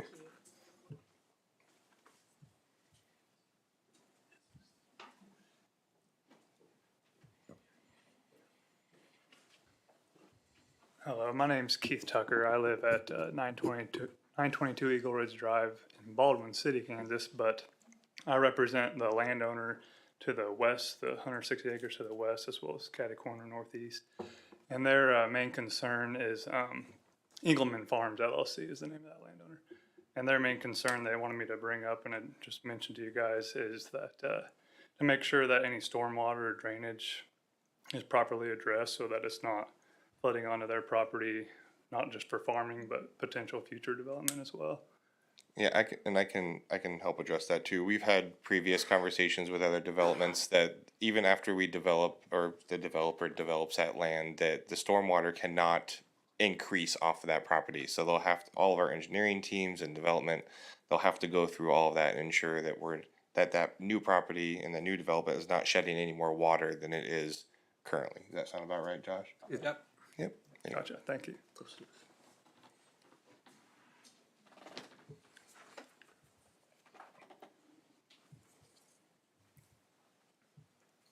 Good evening. My name is Jim Gooden. I live at 17221 West 197th Terrace in Prairie Ridge. I'm going to talk about something other than traffic. I'm a retired police officer. I worked 30 years for a municipality up in Iowa of 100,000. I worked a great deal with crime-free multi-housing, which was rental properties. I worked with people like Mr. Burton, because I was the one that got the memo when a development was coming up in our community, when they were asking for police comments. I also trained in crime prevention through environmental design. I really appreciate the opportunity to talk tonight. Appreciate the developer and their openness with what they're doing. A couple of questions I have here on this, though, is if it's the 30% of the property, if that is multifamily, is it, as you asked, is it going to be rental? Is it going to be owner occupied? I, of course, prefer owner occupied. Do understand that the fact that we have to have affordable housing for people as well. But my concerns over rental property is, I guess, is who actually runs the property, who maintains the property. He was saying, as I understood, that it'd be a property management company that would run it. The problems that we ran into were your initial person who owned the property would, after depreciation, would turn around and sell the property. And then you get somebody from out of town that maintained the property, and then you have issues there. I have not seen in our ordinances here, and I also am a 3-year kind of a new person here as well, but any ordinances on dealing with nuisances or whether they even inspect rental properties here. In our community in Iowa, we actually had our city people inspected the properties once every 1 or 2 years. So they were, to make sure that they were staying in compliance and to make sure there was not other issues there.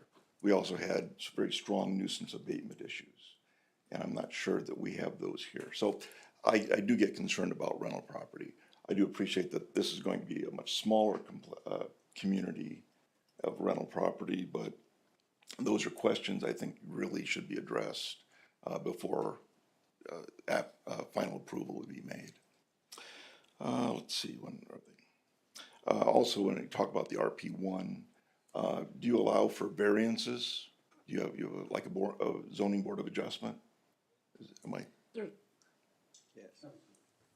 Okay, so I'm just asking the question. So if you were to go to RP1 and they would want to have variances for a size of a house on a property, that seems to be maybe a little more logical way than just a mass RP3. Just a thought. And that's all the comments that I really have for this evening. Thank you, sir, for the opportunity. Okay, I think that was the end of our public comments. I'm gonna go ahead and close it to the public. Mr. Burton, did you want to come up and address any of the questions and things that you had written down there? I see your paper got kind of big. Yeah, that's no problem. So, start off with the through street going through States of Wolf Creek, Newcastle. It's designed that way. It was designed well before any of us. That's why a lot of times when I look at these developments, and if you remember, some of these developments had 3 and 4 streets going through, and we've talked through it reasonably and eliminated some of those. We can't change that. It's too late to change it. It was designed into Estates of Wolf Creek. And the connector between Ridgeview and Woodland, it's in the street plan, and Boulder Springs had already started, where they have that connector link already started. We've allowed it to shift a little bit down and have some residential housing against it with, some, Mr. Quinn, we've talked about making it so that the houses right there won't have to back out on that street. They'll put a turnaround or a back in and pull out in that. So it is very well planned on that part of it, and that would be brought up more under the site plan or the final plating of that. I've already spoke to everyone about showing up to the budget meetings. We do welcome that. And I think that that's where you really need to get involved. For you guys to be chastised on that is incorrect. It's not appropriate. It needs to be the governing body that receives that chastisement, and also they're the ones with the pocketbook. So that's where the public needs to bring that up. I want to make clear on the R1, RP1, RP3, real clear. The way this plat is set up, you cannot force them to go to RP1 because it's all set up as R1. So to come back and they can just choose to be R1. The developer decided to do this all at one time with the controls in place. And I think that, maybe we should just come back with R1 on it. But then housing styles, additional landscaping, things like that are not in play. And to force someone into an RP1 that meets the R1 requirements, that's where you cannot do it. I mean, if he chooses to say, hey, we'll go with an RP1, then that's something different. But under the R3, I keep saying it, you have plenty of control over this. They have to show you the housing plans. They have to show you everything under that. I've talked about Newcastle and connections, and there was a comment, you know, maybe we should immediately make 2 connections through there. Okay, usually that's controlled by the fire department.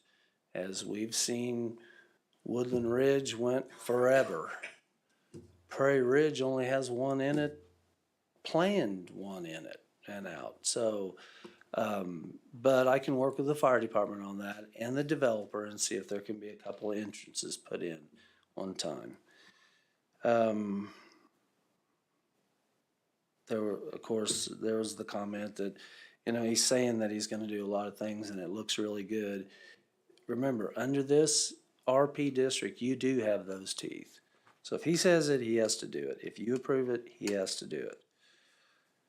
Trucks, all I can say about 199th is you can go back 12, 15 years ago and it's been talked about. A matter of fact, some of the people that speak were on the council at that time.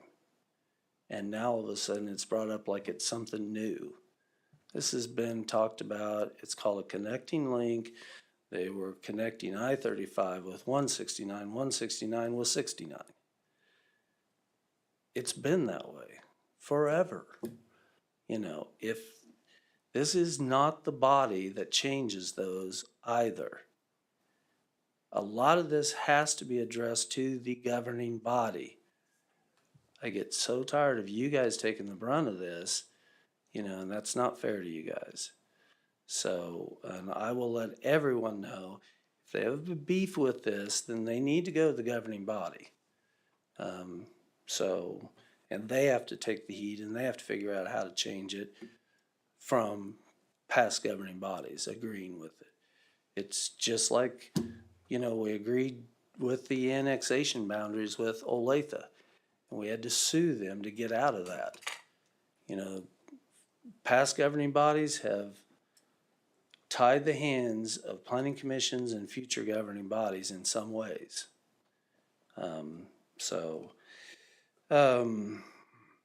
Ridgeview, well, infrastructure, stormwater, yes, that's all looked at. And if you'd like the stormwater report, if you would give Amy your name, she can send it via email to you guys so that you can look it over.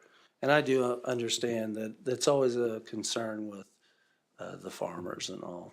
So, but yes, we'll be more than happy to.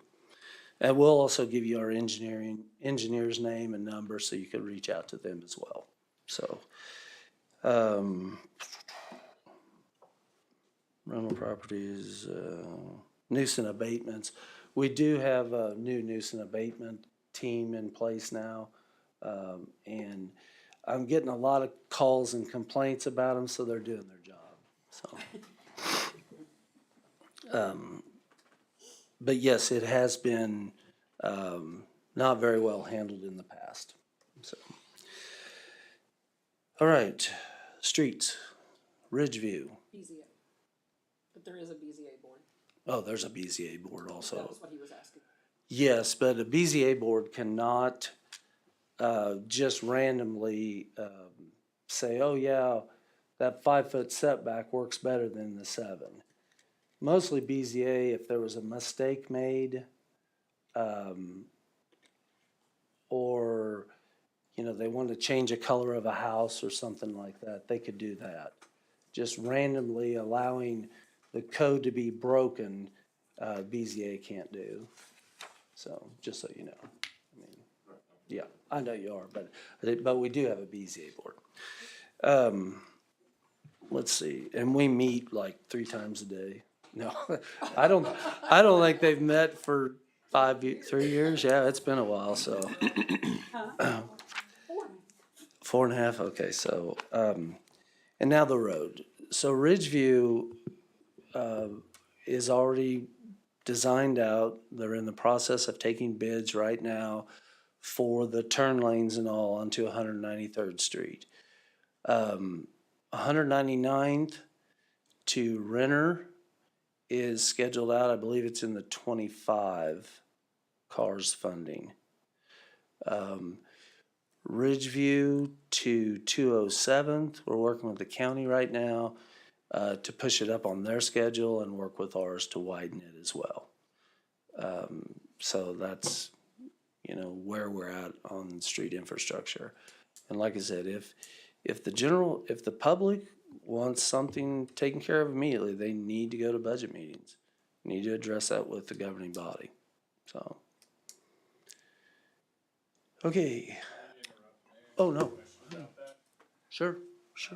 Well, it's up to the chairman. Yeah, I'll entertain it. You mentioned Ridgeview northbound, Ridgeview southbound, and 199th eastbound from that intersection. Are there any plans to widen 199th westbound? Because the reason I ask is during the school year, we are already experiencing traffic backups during school open and close times, where if I don't get out of my driveway for work on time, I can't, because there's cars stopped in front of my driveway. Right, so if, I'm not real familiar, are you in the county still? I think you are, as well as some others there, but the county has looked at that, and I believe the farm's still in the county, if I remember correctly. I don't think you're annexed in the city. Yeah, you're in the county.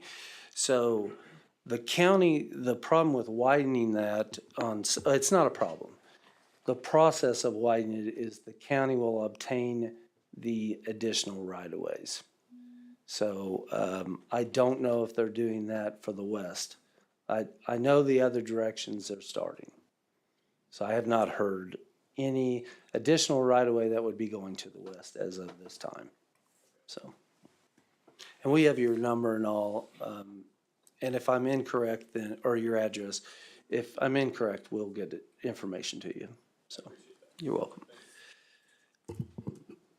Other than that, I don't know what else to say. No, I think that was it. We'll go ahead and close the public hearing, and we'll deliberate amongst ourselves.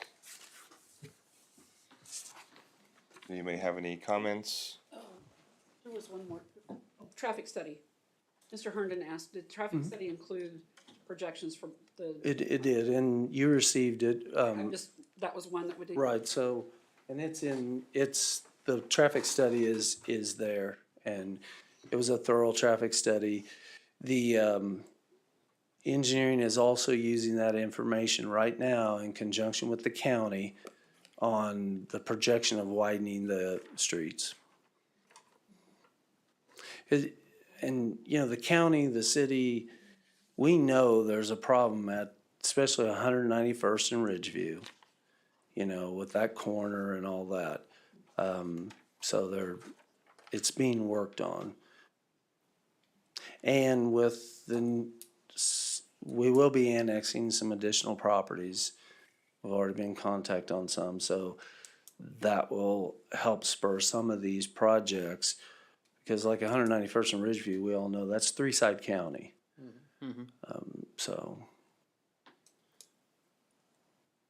And even if the city wanted to just go in and improve it, they can't. There's no grounds for us to do that without working with the county, like on the roundabout.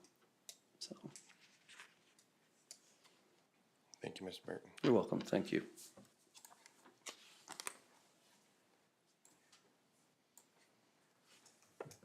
Do we have any discussion? Not for rezoning, no. Yeah, I'll get going on this one. I want to focus just on the rezoning, and I think the traffic's more preliminary plat. I want to focus on the zoning. If the zoning gets passed tonight, if it doesn't get passed, regardless, there's no dirt that's going to be moved tomorrow. We're just looking at zoning. I think the zoning is totally appropriate for this section of land right here. I brought up other examples before. There's been precedent set north of us. Go all throughout Johnson County. This is a precedent used throughout Johnson County. It's common practice. It's best practice with planning. I agree, the infrastructure isn't there, but we're not talking about infrastructure on this agenda item. We're talking about rezoning.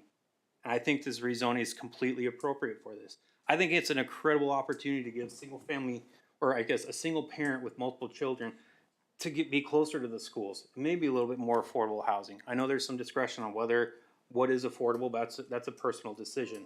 But you give that opportunity. And we want to talk about how we're this family-based community. Well, let's give opportunity to other families who can't afford a single-family home. I mean, every other month we get an RP3 or a multifamily agenda item or help me here, just a proposal. And everyone comes up here, it's like, we're just here for the community, but they don't show up to any of the other meetings. All the time. It happens every other meeting. So, I mean, we've heard this before, but I think this is the best, I think this is a great location for it.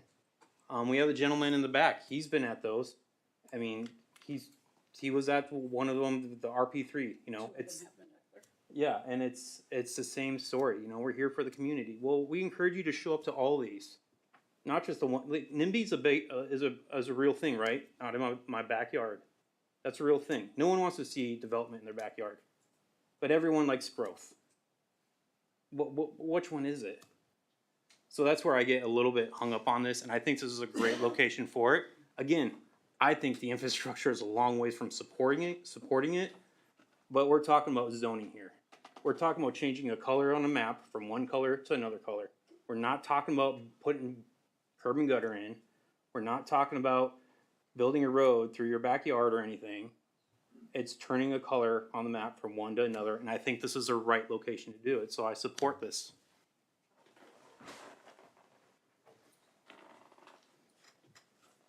If I may, I forgot to also mention this. I was looking on my scheduler.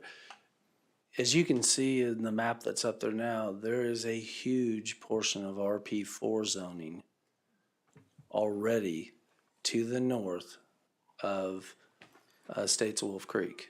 For the record, I'm the closest to that RP4 in Wolf Creek. And so it could I be just apartments, and I support that too. I just want to know that this is not, I keep hearing it's uncommon, it's this, it's that, and it's Again, not, Pat, even go in down there. our jurisdiction. If you go on Ames, go to 167th and Merlin, right up the street. I've It's got it. zoned all the same as what we're talking about here. Olathe just has better infrastructure than us, so before any of this gets built, we can approve zoning all day, and I'll do it, but before we approve any site plan applications, I think the infrastructure needs to be there first. Fair enough. I'm gonna kind of piggyback off of Josh. I have no problems with this RP3. I think that having that planned part of it in there gives planning commission, city council, the planning department, everybody more teeth to get what we want. Even the developer said he appreciated it. He was willing to do that because it was what it was. It was going according to what the community wanted. As far as the different affordability housing and having some of them in there that are rentals, we've got all different walks of people in Spring Hill that are willing to go down to maybe a rental. Maybe some of the seniors don't want to have a full 4-bedroom home anymore. They're willing to go down to a rental unit or to a maintenance free. I've been in that seat where I didn't want something that was zoned, that was coming and changing. I didn't want my field across the street gone. And it went into all apartment housing. But it hasn't done anything to our property value. I know with that, north of us, we do have C issues, but we've been fortunate enough, knock on wood, that we haven't had that in Spring Hill like other communities. It didn't do anything to our property values, and I don't see this as a bad rezoning for this piece of property.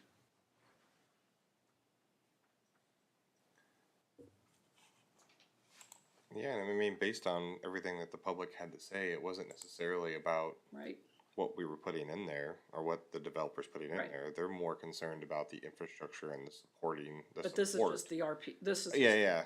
But that's where the concern comes in. Yeah. So, But as far as the rezoning, I think that we're on target. Because I don't think people realize how many houses are already rentals in Spring Hill. How many apartments there are down in the older part of it. It's not all just single family in Spring Hill. I'd say it's like half are all rental properties owned by individuals, not management companies. Right. I agree. Rodolfo? I think I agree with you and Josh, I think I think of the things we've looked at the last couple of months, this is probably one of the better designed, planned, thought out schemes.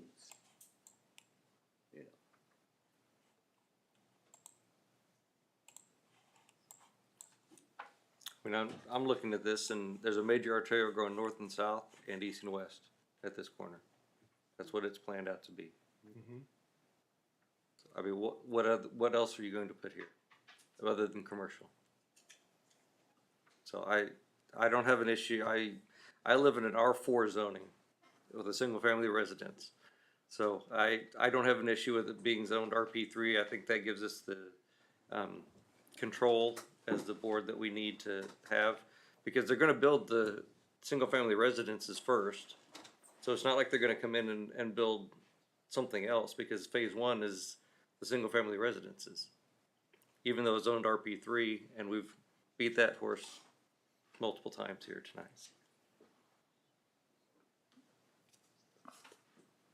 Oh, one other thing I might add on the infrastructure, I felt like I was the one that was kind of leading the charge on getting the turning lanes in for the middle school when they were putting those in, and really fought for that. So I feel like I've laid out my plan as far as what we need to do with review. Yeah, and I think in the next agenda item, we can start going down that road again, no pun intended, but. Yeah. All right. I've got no further comment. Entertain a motion. I move to recommend approval to the city council for Z 22-2022 as presented. Second. All right, got a motion and a second for Z 22-2022. Start the voting on the left. Aye. Aye. Aye. Aye. Aye. Aye. Motion passes 6-0-0. All right. Make the request, we do have a bio break before we go on to the next agenda. Yes. Okay. Go ahead and adjourn for 5 minutes for a bio break. We'll be back in at say 9:15. Thank you. It's not 10.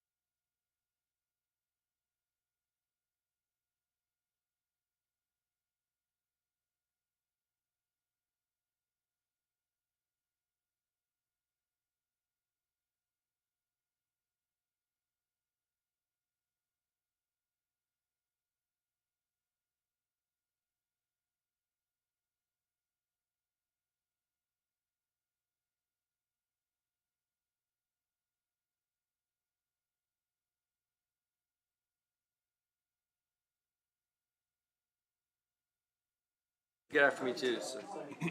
You gotta have good leaders. Amy? You good? All right, we're gonna go ahead and call this meeting back to order at 9:17.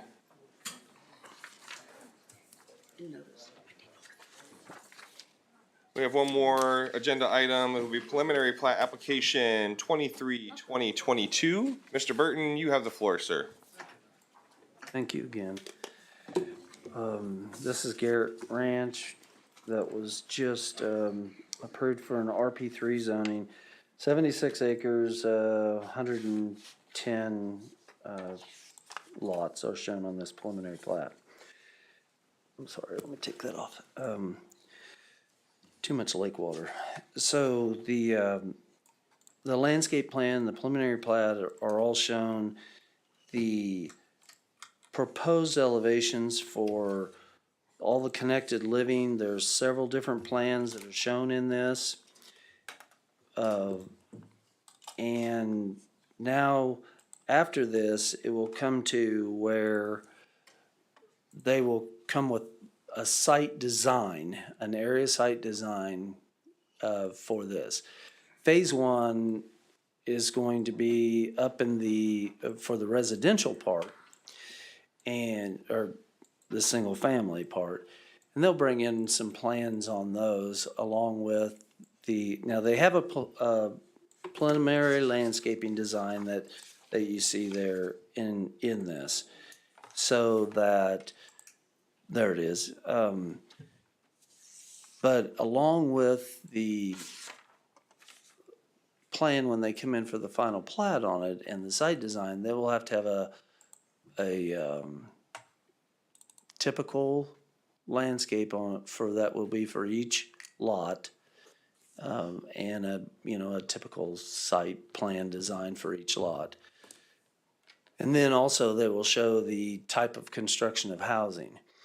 Now, if they do get into a situation like what we've had, maybe a custom home or something, we can bring it in quickly and you guys can see if you like it and things like that. So the criteria will have to be met on the single family, on all of it, due to the planned zoning. The connector links, and then they spaced out the connections to Ridgeview and the connection to 199th Street, and then the connection to Newcastle as well. And then they've shown to the north, they have the connector that will eventually connect Ridgeview with Woodland. And like I said, over at Boulder Springs, it's already under construction over there. So, entertain any questions. They do have some typical site design on the back for some connected living. Traffic study, I believe he's still here. Yes. And any questions, he can answer it for you on the traffic study and all. So looking at, I see that there's one entrance onto Ridgeview there for phase one and phase two. Can we go to the phasing, please? I believe so. No, Yes. phase two. Well, there's no additional in phase two. That's So correct. the same one as there's in phase one. That's correct. So that was what my question was, is that still passes the fire department's. There's actually two connections. True, one goes straight north and one Yeah. goes straight Yes. onto Ridgeview. Yes. So there's. Yeah, they did not have any comments. I'm sorry to interrupt you. Okay, that's okay. I just wanted to make sure that we were, Yes, that I'm assuming that they had reviewed them for phase one and for phase two. the entire phase. Yes. That what you have, they received. Okay. That's correct. So I'll just come out and say it right now. These traffic reports are like 200 pages long. I understand, and that's why we can have it explained to you. I think it would be great for him to Sure, come up here. you bet. And kind of explain what the findings were as this comes in here and what the recommendations are for Ridgeview in terms of being able to support this, this housing development and the infrastructure that's needed. Yeah, thanks. Again, Brad Sonner with Olson. Our staff, traffic engineering staff, did prepare a study. They work with the city to develop that scope of that study, what they, where we're getting traffic counts. We do take traffic counts. They work to develop the scope of what we're going to study, and they model it. It's a very prescriptive process, and we look at deficiencies and capacities and issues like that. What did come out of this, recommendations that did come out, is that left turn lanes at all the entrances on 199th and Ridgeview are recommended, left turn lanes. So that gets the traffic out of the through lane so they can make a safe turn into the neighborhood. That's the recommendations that came out of it. Traffic studies can carry a lot of recommendations, a lot more improvements, like, hey, Ridgeview doesn't have enough, it doesn't have enough capacity, you might need to add a lane or anything like that. It did not turn out any other recommendations other than the left turn lanes at the entrances. So again, that does allow traffic to get out of the way.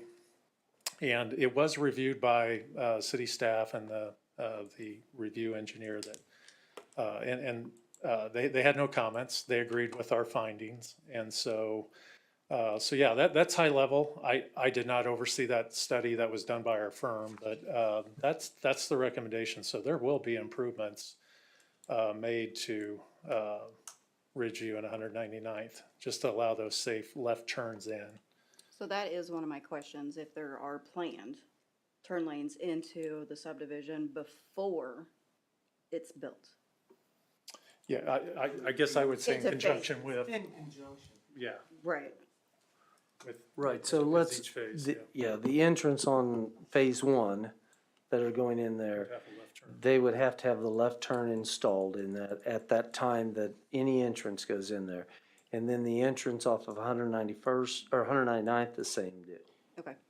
So both of those entrances on Ridgeview, as the phases go, has to have that turn lane installed. Turn lane. Left turn, yes. No left turn, okay. In conjunction with installing the street. Right. I don't know. Does anybody else have any questions for traffic study? Yeah, I mean, I just go back to our previous discussions regarding this area. I mean, I think before phase one even gets started, I think Ridgeview needs to be finished. And when I say finished, I used to run this area all the time. I mean, I'd log over 500 miles a year running from Wolf Creek up to Maple Ridge and back for 4 miles. I've jumped in that ditch so many times off of Ridgeview. There's a sidewalk on the high school side, but there's so many times I've had to jump the curb because of traffic situations. And I think it's a great plat, but I think and you heard it all tonight, before any of this, the first foundation's poured, I think Ridgeview has to be finished out. I wrote complete streets down with a bike lane, curb and gutter, storm, sidewalk for those kids to get to the schools. I think we need an eastbound and westbound turn lane on 199th and north and southbound turn lane on Ridgeview. I mean, we heard it tonight, and we're all in support of this RP3, but our infrastructure can't support that, in my opinion. And however that is worked out between the city and the developer, that's between the city and developer. But before, in my opinion, any of this gets started, those have to be done. And it's for our public safety, really. To add to that, the other one that I'm curious about is how we would plan on reworking or revisiting the crosswalk. I heard so many comments about the crosswalk tonight. Yeah, I'm not familiar. The preliminary plat shows them tying into the crosswalk right here. Right. So they actually show that they'll finish the apron of the entrance here. They'll have a sidewalk for 120 feet. Right. Yeah, just to get to there. Mhm. But again, I go back, that whole Right. side needs to be sidewalk, curb and gutter. And so you think that would make the crosswalk a better deal than what it is now by having the sidewalks and curb and gutter? I don't think I think You it don't makes it a safer, more walkable community that we're all over here wanting. I mean, if we approve it as is without any street improvements, we're just going down the same road again, no pun intended, that we've always been down, where we have with, you know, Prairie Ridge and Wolf Creek and Foxwood Ranch. They're just developments and ditches off the side. There's no connectivity. So, and this is a very prominent corner. This is a very prominent corner in our community. It needs to be done perfect. And I think we need to start with the basics and get our roads in there first. Right, and we'll address that with the governing body, obviously. You know, they'll have the final say on where to spend the funding. And this whole area, as you know, we've been working with the governing body and with cars and all, trying to get this area improved, especially with the new middle school coming online as well. So I don't disagree on that. I think that that's something that the governing body needs to look at in conjunction with this. And this entire area, some funding needs to be spent there to improve these streets. In conjunction with the county, in conjunction with the school district, you know, so we'll just, yes. And that can be a recommendation that goes to the governing body on that. I mean, is that a condition, part of the motion, saying? I think you can put it as a condition. We would approve this as long as basically the roads are built out and the sidewalks and everything are put in before the first foundation's in. Yeah, you can put that as a condition. It doesn't hold a lot of weight because the governing body holds the purse strings. I mean, I say it doesn't hold a lot of weight. Let me back up on that. It does hold weight in so that they know what the vision is. Okay. Approval of it, though, is approval of it. To improve the right-of-ways and all, that is totally up to the governing body to spend those funds.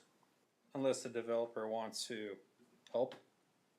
He will help. Yeah. I mean, and we already know that through several different mechanisms. Sure. And then you look at another portion of it where some of this other then has to be, you know, it'll have to fall on some county as well. And then we also have the school district side right there on all that. But yes, I do agree. You can put that in there. I just can't guarantee that they'll spend the money to do that. I'm confused with the county and the school having, because the schools, they have what I'm asking for on the other side. I understand just that little area, but we can't do, also, you have to look all the way up and get a plan for the entire, you know, I do agree through this development here. We can just look at this right here, and you are correct. The other side of 199th, though, is not completed. And so we'll have to work with the county on that. And then also, we want to make sure that we get this in conjunction with the improvements we're going to do on Ridgeview right now with the elementary school lanes and all that. Because right now, honestly, I don't think that up through in front of the elementary school and all, I do not believe that's curb and guttered. No, it's Well, not. No, I mean in the Not curb and plans. guttered, and neither is Wolf Creek. No, I understand, yes, Though, there's a walkway to the high school, but that's about it. right, but I mean in the plans of what we're gonna do now. That's why I don't want. Right, that but to I happen. think that some of us, when we said school district, we automatically went to high school, not Wolf Creek. So, yeah, Wolf Creek Oh. side, Right, Well, I guess I look at it just like we've been requesting, you know, Brookwood Farms recently. We requested them to put a sidewalk that ran their frontage. And I would just ask the developer to do the same. And oh, they'll then have to. I know when Wolf Creek, whenever they have their next round of development in there, this board will more than likely request the same thing of that Yes, developer to I finish agree. that. And that's what we've been doing recently in the past Yes. couple years is Yeah. if the city can't do it, then we need the help with the developer to help finish our streets. Yes.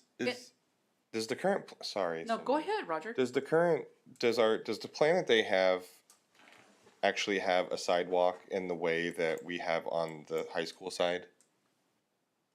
They don't have any sidewalk along Ridgeview. They do not have any Portion, it's just sidewalk a shown on. ditch. I mean, in the picture, there's sidewalk here.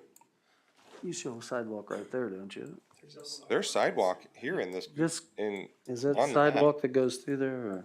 We haven't shown it all the way up and down Ridgeview. No, not all the way up and down, just through the resident, or the single family. Yeah, on the high school side, there's a Right. sidewalk that goes all the way from 199th all the way up to the end of the high school's property that is in line with Wolf Creek. Right, and then the city came in several years ago and spent around $100,000 for that crosswalk and all. So my question Because is, the residents of the states, go ahead, I'm sorry. will the developer have a sidewalk? It may not be curb and gutter the way that Josh is asking for, I'm but gonna, I'm not settling for anything That's less. fine, that's fine. But we will have a sidewalk there. so it would be sidewalk, trench, ditch, Right. then road. But like, where's that gotten us when we do that? Huh? Where's that gotten us when we do that? Oh, That's no, what I'm it- saying. I know, and I feel like and Mr. Burton has said it a couple times tonight, that we're put in this really hard spot where we have to Right. make really tough decisions, and in the end, it's the governing body that has to actually go and That is, build out this infrastructure and approve it. What happens before- with the continuance? Does this give them an opportunity to go back to the drawing board? No, no, well, continuance on what? on this? Can we have it? If we tabled this tonight. Yeah. Go back to the drawing board on, see, here's what I don't want you confused. Is you cannot spend government, you can't spend the purse strings of the city. So there is no way that you're going to be able to say, hey, this street has to be, now you can put it in your motion and say, this is what we want to see, This is what we would recommend to you. or we want to see it. I mean, you can put it down there. But I think we've been doing that for years already. And Exactly. it's got- I mean, look at the sidewalks. Look at the sidewalks. How many years, okay? Yeah. I'm still on that, So what I'm saying is, you can put that condition on, but it really doesn't mean, When the high school was built, Anything. we paid for that curb and gutter in front of the high school. I don't think that's curb and I'm gutter. not sure. It is. There's just that one little side. That's the Just whole the- frontage. Yeah, but it didn't turn down 199th and all that. No, And- no, but I'm no, saying, did the city pay for that curb and gutter on Ridge or the school I district? I paid? don't know. Oh, So I'm just, I'm I don't asking, know. But here's the deal, the city's paying for the improvements on Ridgeview right now for the school stuff. But the school district also had to go back and retrofit some sidewalks in there. Some of that sidewalk stuff was just retrofitted in the last couple of right, years. and I'm not asking the city to pay for this, I'm asking the developer to help with this. Oh, sure. Or to pay for it. It's like, Right. if you wanna be on a prominent corner in our community, all right? A very prominent corner, we've heard about, they've done the traffic study, they know how prominent it is. Mm-hmm. It's gonna look the best it can. Put the curb and gutter in. Right. Well, and as much as And- as much as what that community, as much as how he sold his community and what we have seen, I would not think that they would sell as quickly, or it would behoove Quinn and Garrett Ranch to do that. It would be a bigger draw and a nicer, a more attractive, more. And we can work with them on improving that through all the, I mean, Mr. Messer can work with them on the funding part and all of it. And they can put their portion in, the city can put their portion in, and we can work on that. All I'm saying is if you're gonna approve it, it has to be approved. You can say conditions on there, but it doesn't mean the governing body is going to act on that. It's no different than these sidewalks that we've said for years and years and years. So, Pat, yes, sir, it's my understanding, according to the CIP process, yes. that once the governing board approves the CIP, it also has to come to this That's commission correct. for approval. No, it's Or in. is it just rubber stamping? Well, what it is the state statute says that the CIP, the governing body sends to you, you have to look at it to make sure that it's in compliance with the comp plan. And if it's not, Then we can reject it. yes. Okay. And But it does not stop the wheels from rolling. how often do they review that? Every year, you're supposed to. Because we've only seen it once in my I, I know.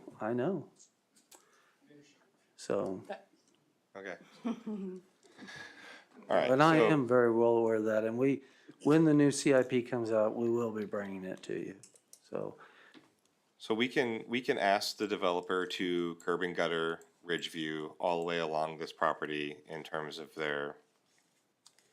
it can be a condition, and we have to hope that the governing body is going to work with the developer and give the funds to complete that. That's correct. And if that doesn't happen, then we're just in the same spot we've always been, where we don't have the things that we've want for our community, and we continue to approve Yeah, and development, and that's nobody's why listening to us. no, and I mean, that's exactly why and I told you earlier, it's not fair to you guys. You hear all these comments and all this from the public, and it's exactly what some people are saying. Well, we're only looking out for the community. And the last people that were at the other one down there, some of them showed up, one gentleman, but you never see them again. So they really need to go to the governing body, and maybe you put this condition on there, knowing that, it could go either way.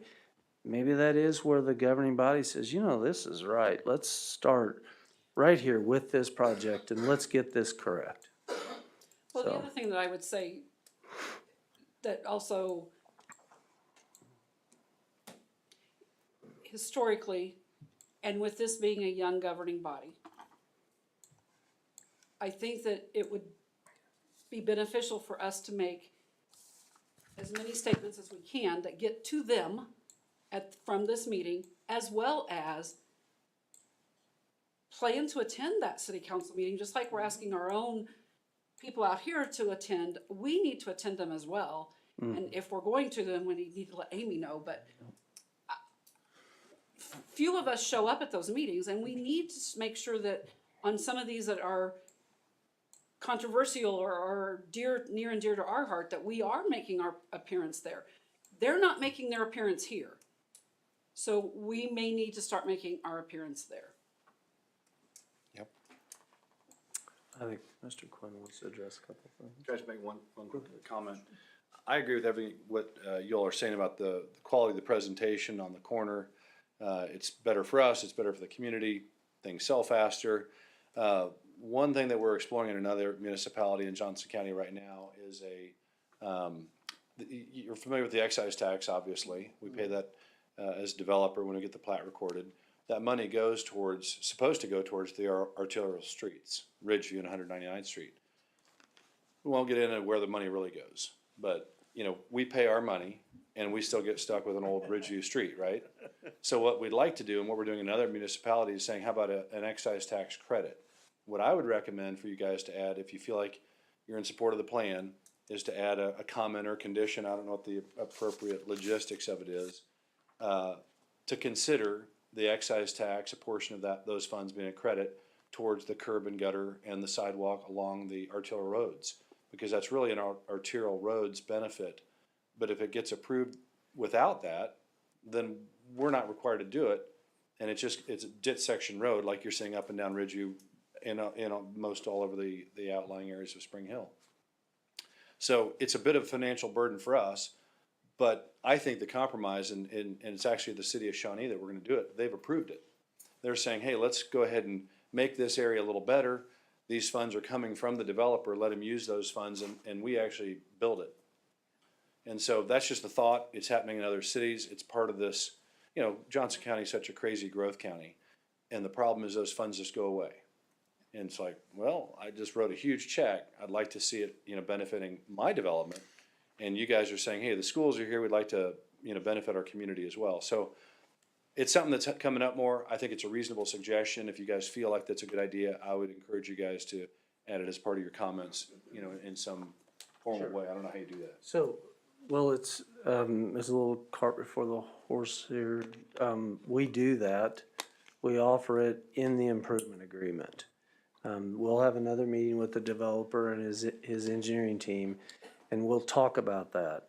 Again, my hands are tied to the governing body in allowing those funds to be spent there.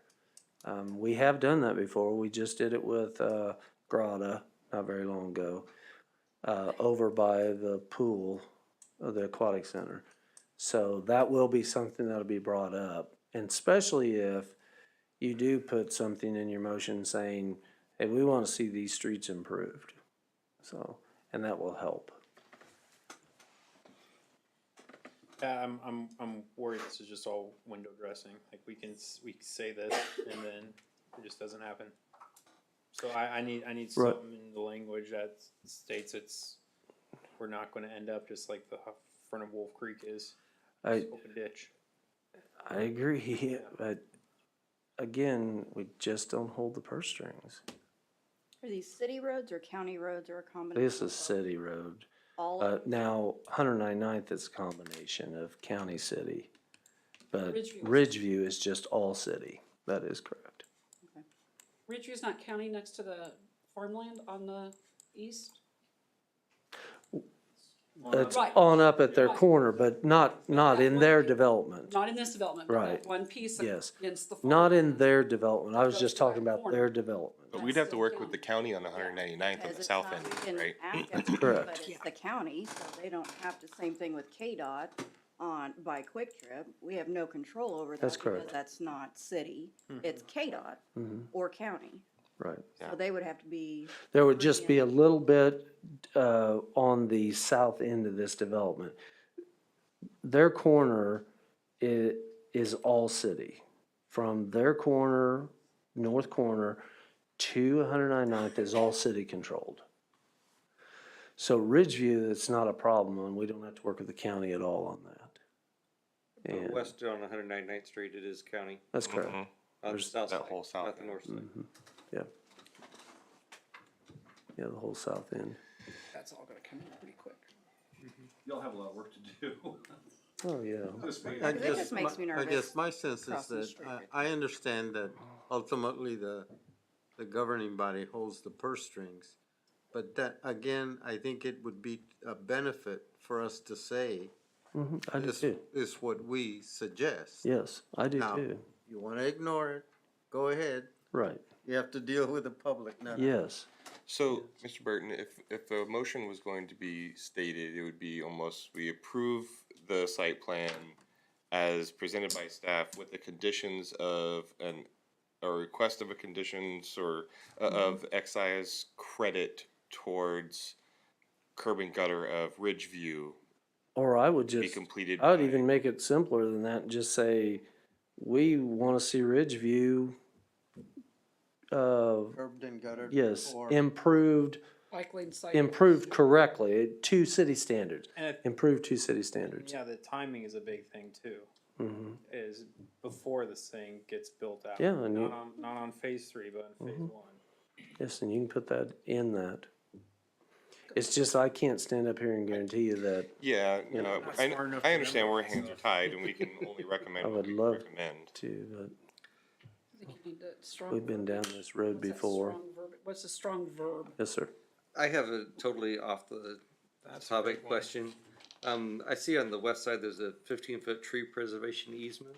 Mm-hmm. Well, we're gonna reword that, Okay, yes.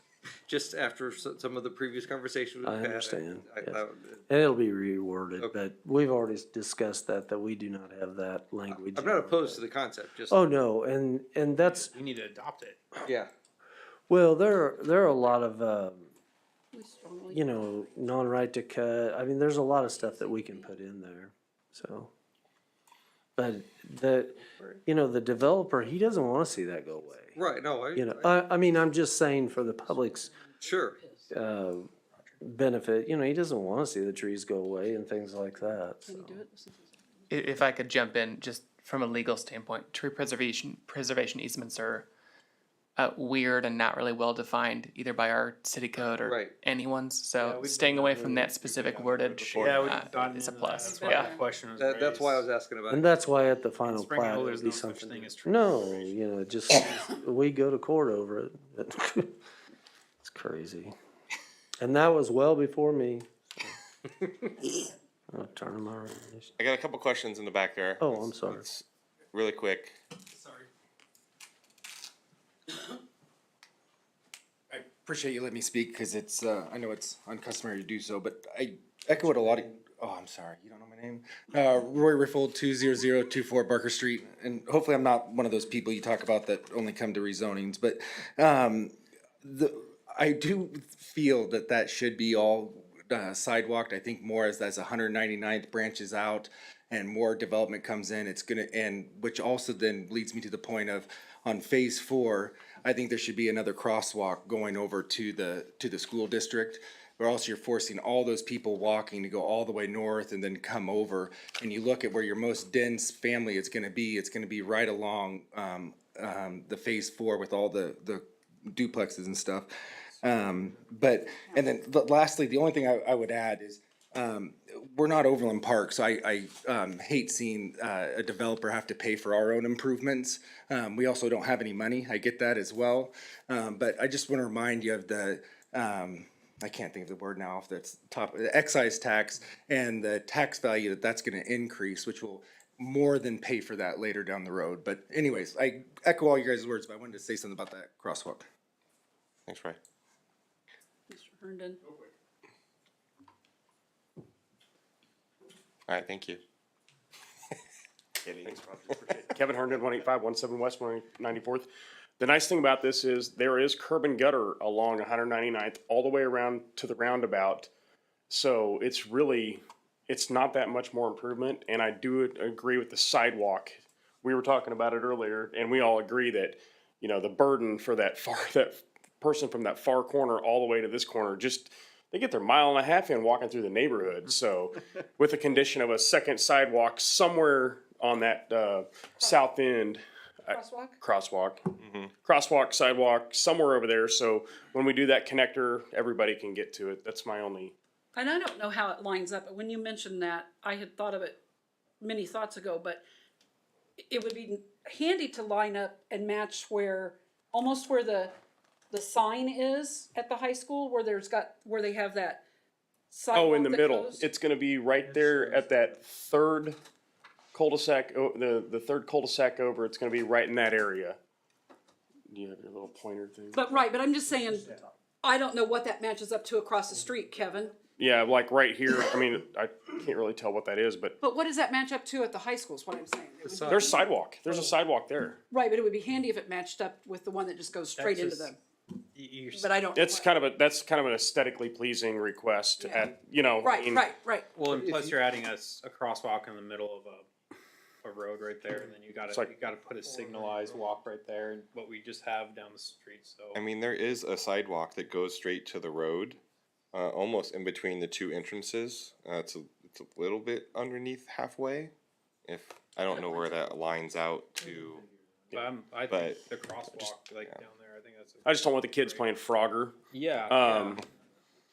I mean, this is all about Thank you. safety and getting, everyone off the road and walking on sidewalks. I mean, if we're really preaching this, walkable community and this dense living, then let's make it walkable and safe.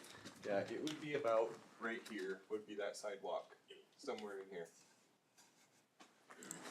But we're talking about we're talking Crosswalk, sorry, crosswalk. Crosswalk at the by the roundabout. We all got sidewalk on our mind. Yeah, that probably won't happen. So we're okay. It's gonna have to be to the north. Okay. Yeah, have to be. And it's just because, well, there's two reasons. One is this roundabout has been designed and the right-of-way already purchased to make it larger. And then you wouldn't want people crossing right at the roundabout. Right. So, but remember, we're going to do the site plan stuff on this, and that's when a lot of that comes into play. And the developer and the engineering team, they hear. So we're not getting a bench in the middle. Good, you're amazing. Yeah. No bench. I can't remember all this stuff. So here's where the entrance is, and here's where the sign is, here's where the sidewalk. All right. Thank you, Mr. Burton. Thank you. All right, entertain a motion. Who wants to put that together? Josh? I need to find the. Can we still come up since we were invited with the Yeah, that's fine. We did get a letter in the mail that we could talk at the plat, so.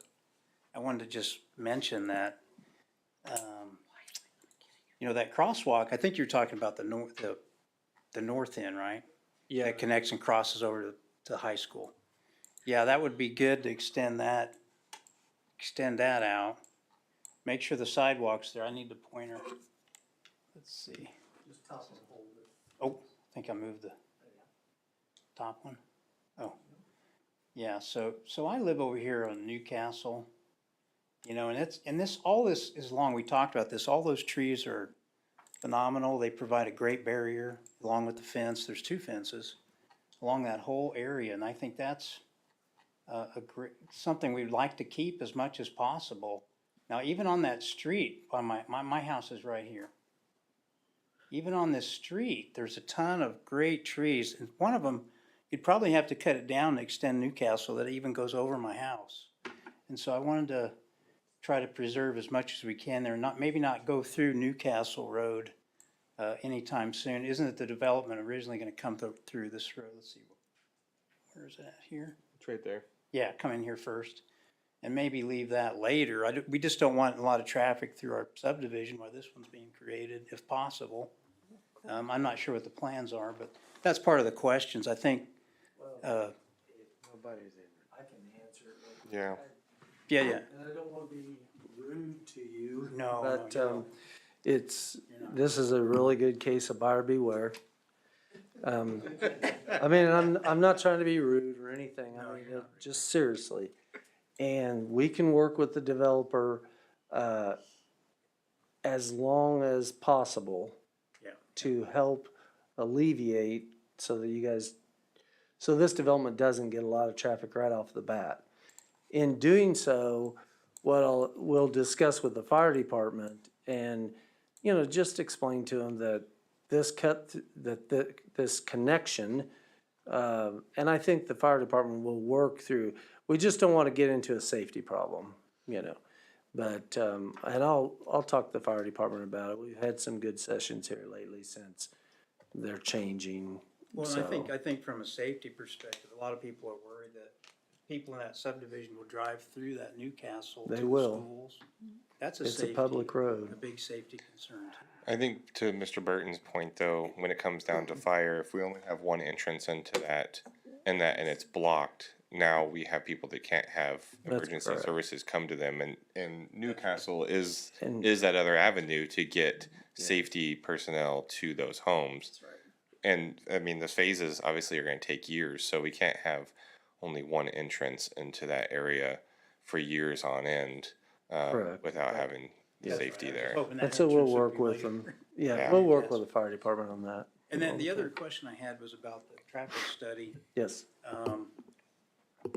Since we didn't get much time to look at it, we got it yesterday. Mm-hmm. One thing we noticed was that it didn't look like it included a lot of it wasn't during, the peak time wasn't during when school got out. It was 4 to 6 p.m. There was Yeah, a peak time is There- more in the there was another There's section several like that said Yeah, it there's had the several time sections. between when Yeah. the schools were And- getting out. It Yeah. wouldn't say. And believe me that, But did it take into account the middle school? But- middle It's in there. yeah, believe me, our traffic engineering consultant, she doesn't let anything by. Janelle's right on top of it. Yeah, well, I'll So take your word she- for it. I didn't get But time she to read will, it, so I she'll, just- yeah, and, well, if you can figure it out, I just have to rely on them, to be honest with you. And So- I think that, and there was one, and this is a little early, but there's a lot of flooding problems in the Wolf Creek area in general. And people complain all the time. They've probably complained before to you about, there's all flooding in there. I'm hoping that this development will help that, alleviate some of that flooding. It comes from the farmland to the down area. Right. Mine's flooded all the time. Yeah, so, yeah, there's water that has come through that whole area. The developer nor did the builders do a very good job of building that swell down through there. And the truth of the matter is from where you live to the east, they went in and put all those wrought iron fences in. And they actually had to take a couple of them out to kind of halfway get it through there. So it was never ever really, it was never ever graded correctly. So as, But when they as do we're this, trying they to can- do, yeah, yeah, they can- no, that's they can right. grade And maybe they can get some of that corrected. Yeah, And I that'd be really think nice, they because can, I hear so. complaints all the time. Yeah, Right behind that tree line. yeah, it's, yeah. And even further back. And see, that's, We won't take. but that's, and it will help some, but that's one of the problems that, you know, the developers, I mean, to be honest with you, developers got away with a lot of stuff, Yeah, you know. I know. Cause I remember those fences going in and saying, wait a minute, this isn't graded, so. That's all I had. I wanted to just bring it up. Thank you. Mr. Burton, is now the time to talk about the houses presented? No, Okay. yes. No, I mean, It is. if we need to wait for the next. No, we can talk about them right now and and we'll also rediscuss them when the, final plats come in, final plans. Can you bring those up, Amy, please? And real, Sure, come on up. Well, I say sure. while he's walking up here, Steve, if I'm looking at the study right, it's on page 3 that gives you those times of 7:30 to 8:30 and 2:30 to 3:30 for data collection. Plans. Hi, my name is Kevin Crane, 19319 Newcastle Street. I live on Newcastle, of course. It was a little bit further down from the street, from the tree line that y'all were showing, a little bit further down from Steve. I don't know what the dimensions of the road of the subdivision are gonna be. You're mentioning the same thing as up on 167th with those new schools up there. Those roads are nice and wide. Newcastle is not. We have a HOA that is by a management company. We don't have an effective HOA right now at all. We don't have any residents or anything on the board. We have the rules that we can't park on the street overnight, but during the day you can park on it. Now, if you're having all these extra cars going to the elementary school, middle school, and now you're going to also have the people cutting through the elementary school to get back to 199th, plus the people off 199th cutting through to get to the high school, plus all the middle school and elementary school. That's what Newcastle was not made for that. I don't know what the earlier plans when they made Wolf Creek was and why they left it like a dead end waiting to be extended, but I don't think this had anything in mind of it. I'm asking that somehow these two subdivisions can be split off. The safety issue, I think you have to build something, you know, that first entrance for all the construction and safety to get through first. But 199th, we could take foot traffic, we could take golf cart traffic, I think. I mean, we still have the fence line there. There's that 15-year rule, or I don't know exactly the verbiage on that. I'm not really prepared for it. But, It does not apply in anything like this. but the dimensions of the old Newcastle at Wolf Creek versus this new Newcastle, it looks a little bit different from the graph. I'm not sure what the dimensions are. I don't know if they've been measured. I don't know if they've been traffic studied to see what kind of traffic that's gonna entail, but that's gonna be a lot of back and forth traffic. And there's a lot of foot traffic already there, and now we're gonna have a lot more. It's gonna be crazy. But thank you. Thank you.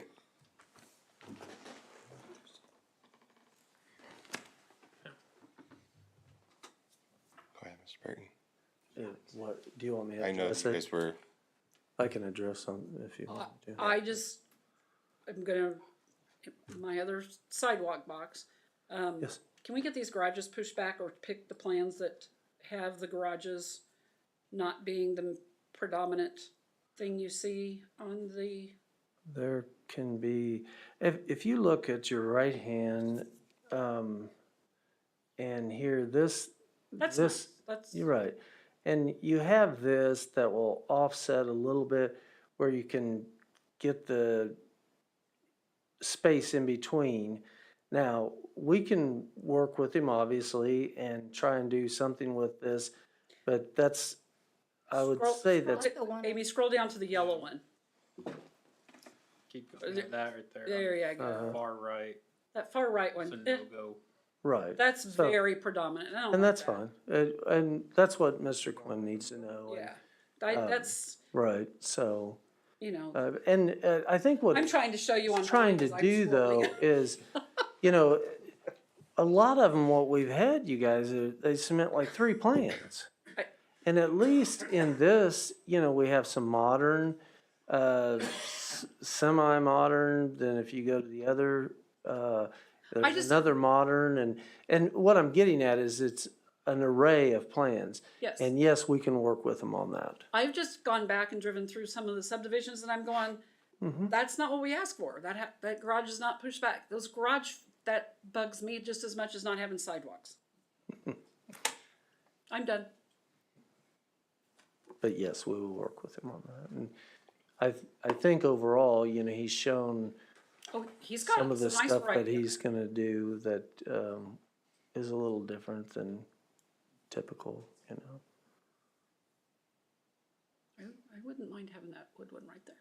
This one, That one. yeah, so, I think he can write a real estate contract tonight. Do the ones on the top right have the garages, or do those go around back? This one had, oh, here? Yeah. I have not seen the, elevation from above. It might be that, if you remember, Mr. Quinn talked about, a lot of the places they're going back to alleys and all, which I've always wanted to go back to that, I've just never got any support. Yes. This could be one that, where it's utilizing an alley. So we'll take a look at that and. Put me an alley in, I'd be happy. All right. We have any other discussion? Otherwise, I entertain a motion. Okay, here we go. All right, make a motion to recommend approval of preliminary plat application plat 23-2022 for Garrett Ranch, including conditions as presented in the staff report. In addition to the recommendations of utilizing excise tax credits toward the completion of Ridgeview with the addition of an eastbound 199th turn lane, westbound 199th turn lane, northbound on Ridgeview turn lane, southbound on Ridgeview turn lane, curb and gutter, sidewalks, the embellished landscape, the crosswalk, the additional crosswalk further south, and the widened Ridgeview for bikes. Do I have to read Second. all that? Jeez. You got it? Ditto. Oh, Ditto. okay. I'll second. Okay. Do I have to repeat all that? No. Oh, okay, good. No, you do not. All right, we That's have a so motion stated. and a second for approval of plat application 23-2022 Garrett Ranch with all the conditions that were listed. Start the voting on the left. Aye. Aye. Aye. Aye. Aye. Aye. Motion passes 6-0-0. I just want city council to strongly consider what planning commission is sending to them based off of our observations and public's comments made here tonight. Yeah, and go to city council for those here tonight. Yep. Still here. What have you heard?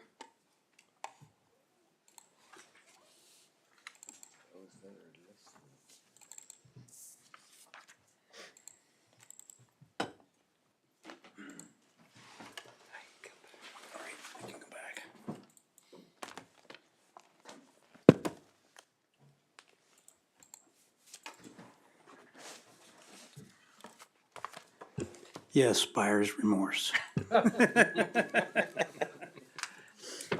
So, it's saying buyer's remorse, not planning I commission remorse. certainly, No, we just want to be safe through there. right, and I have discussions with this on a daily basis, or at least a weekly basis with someone that contacts and says,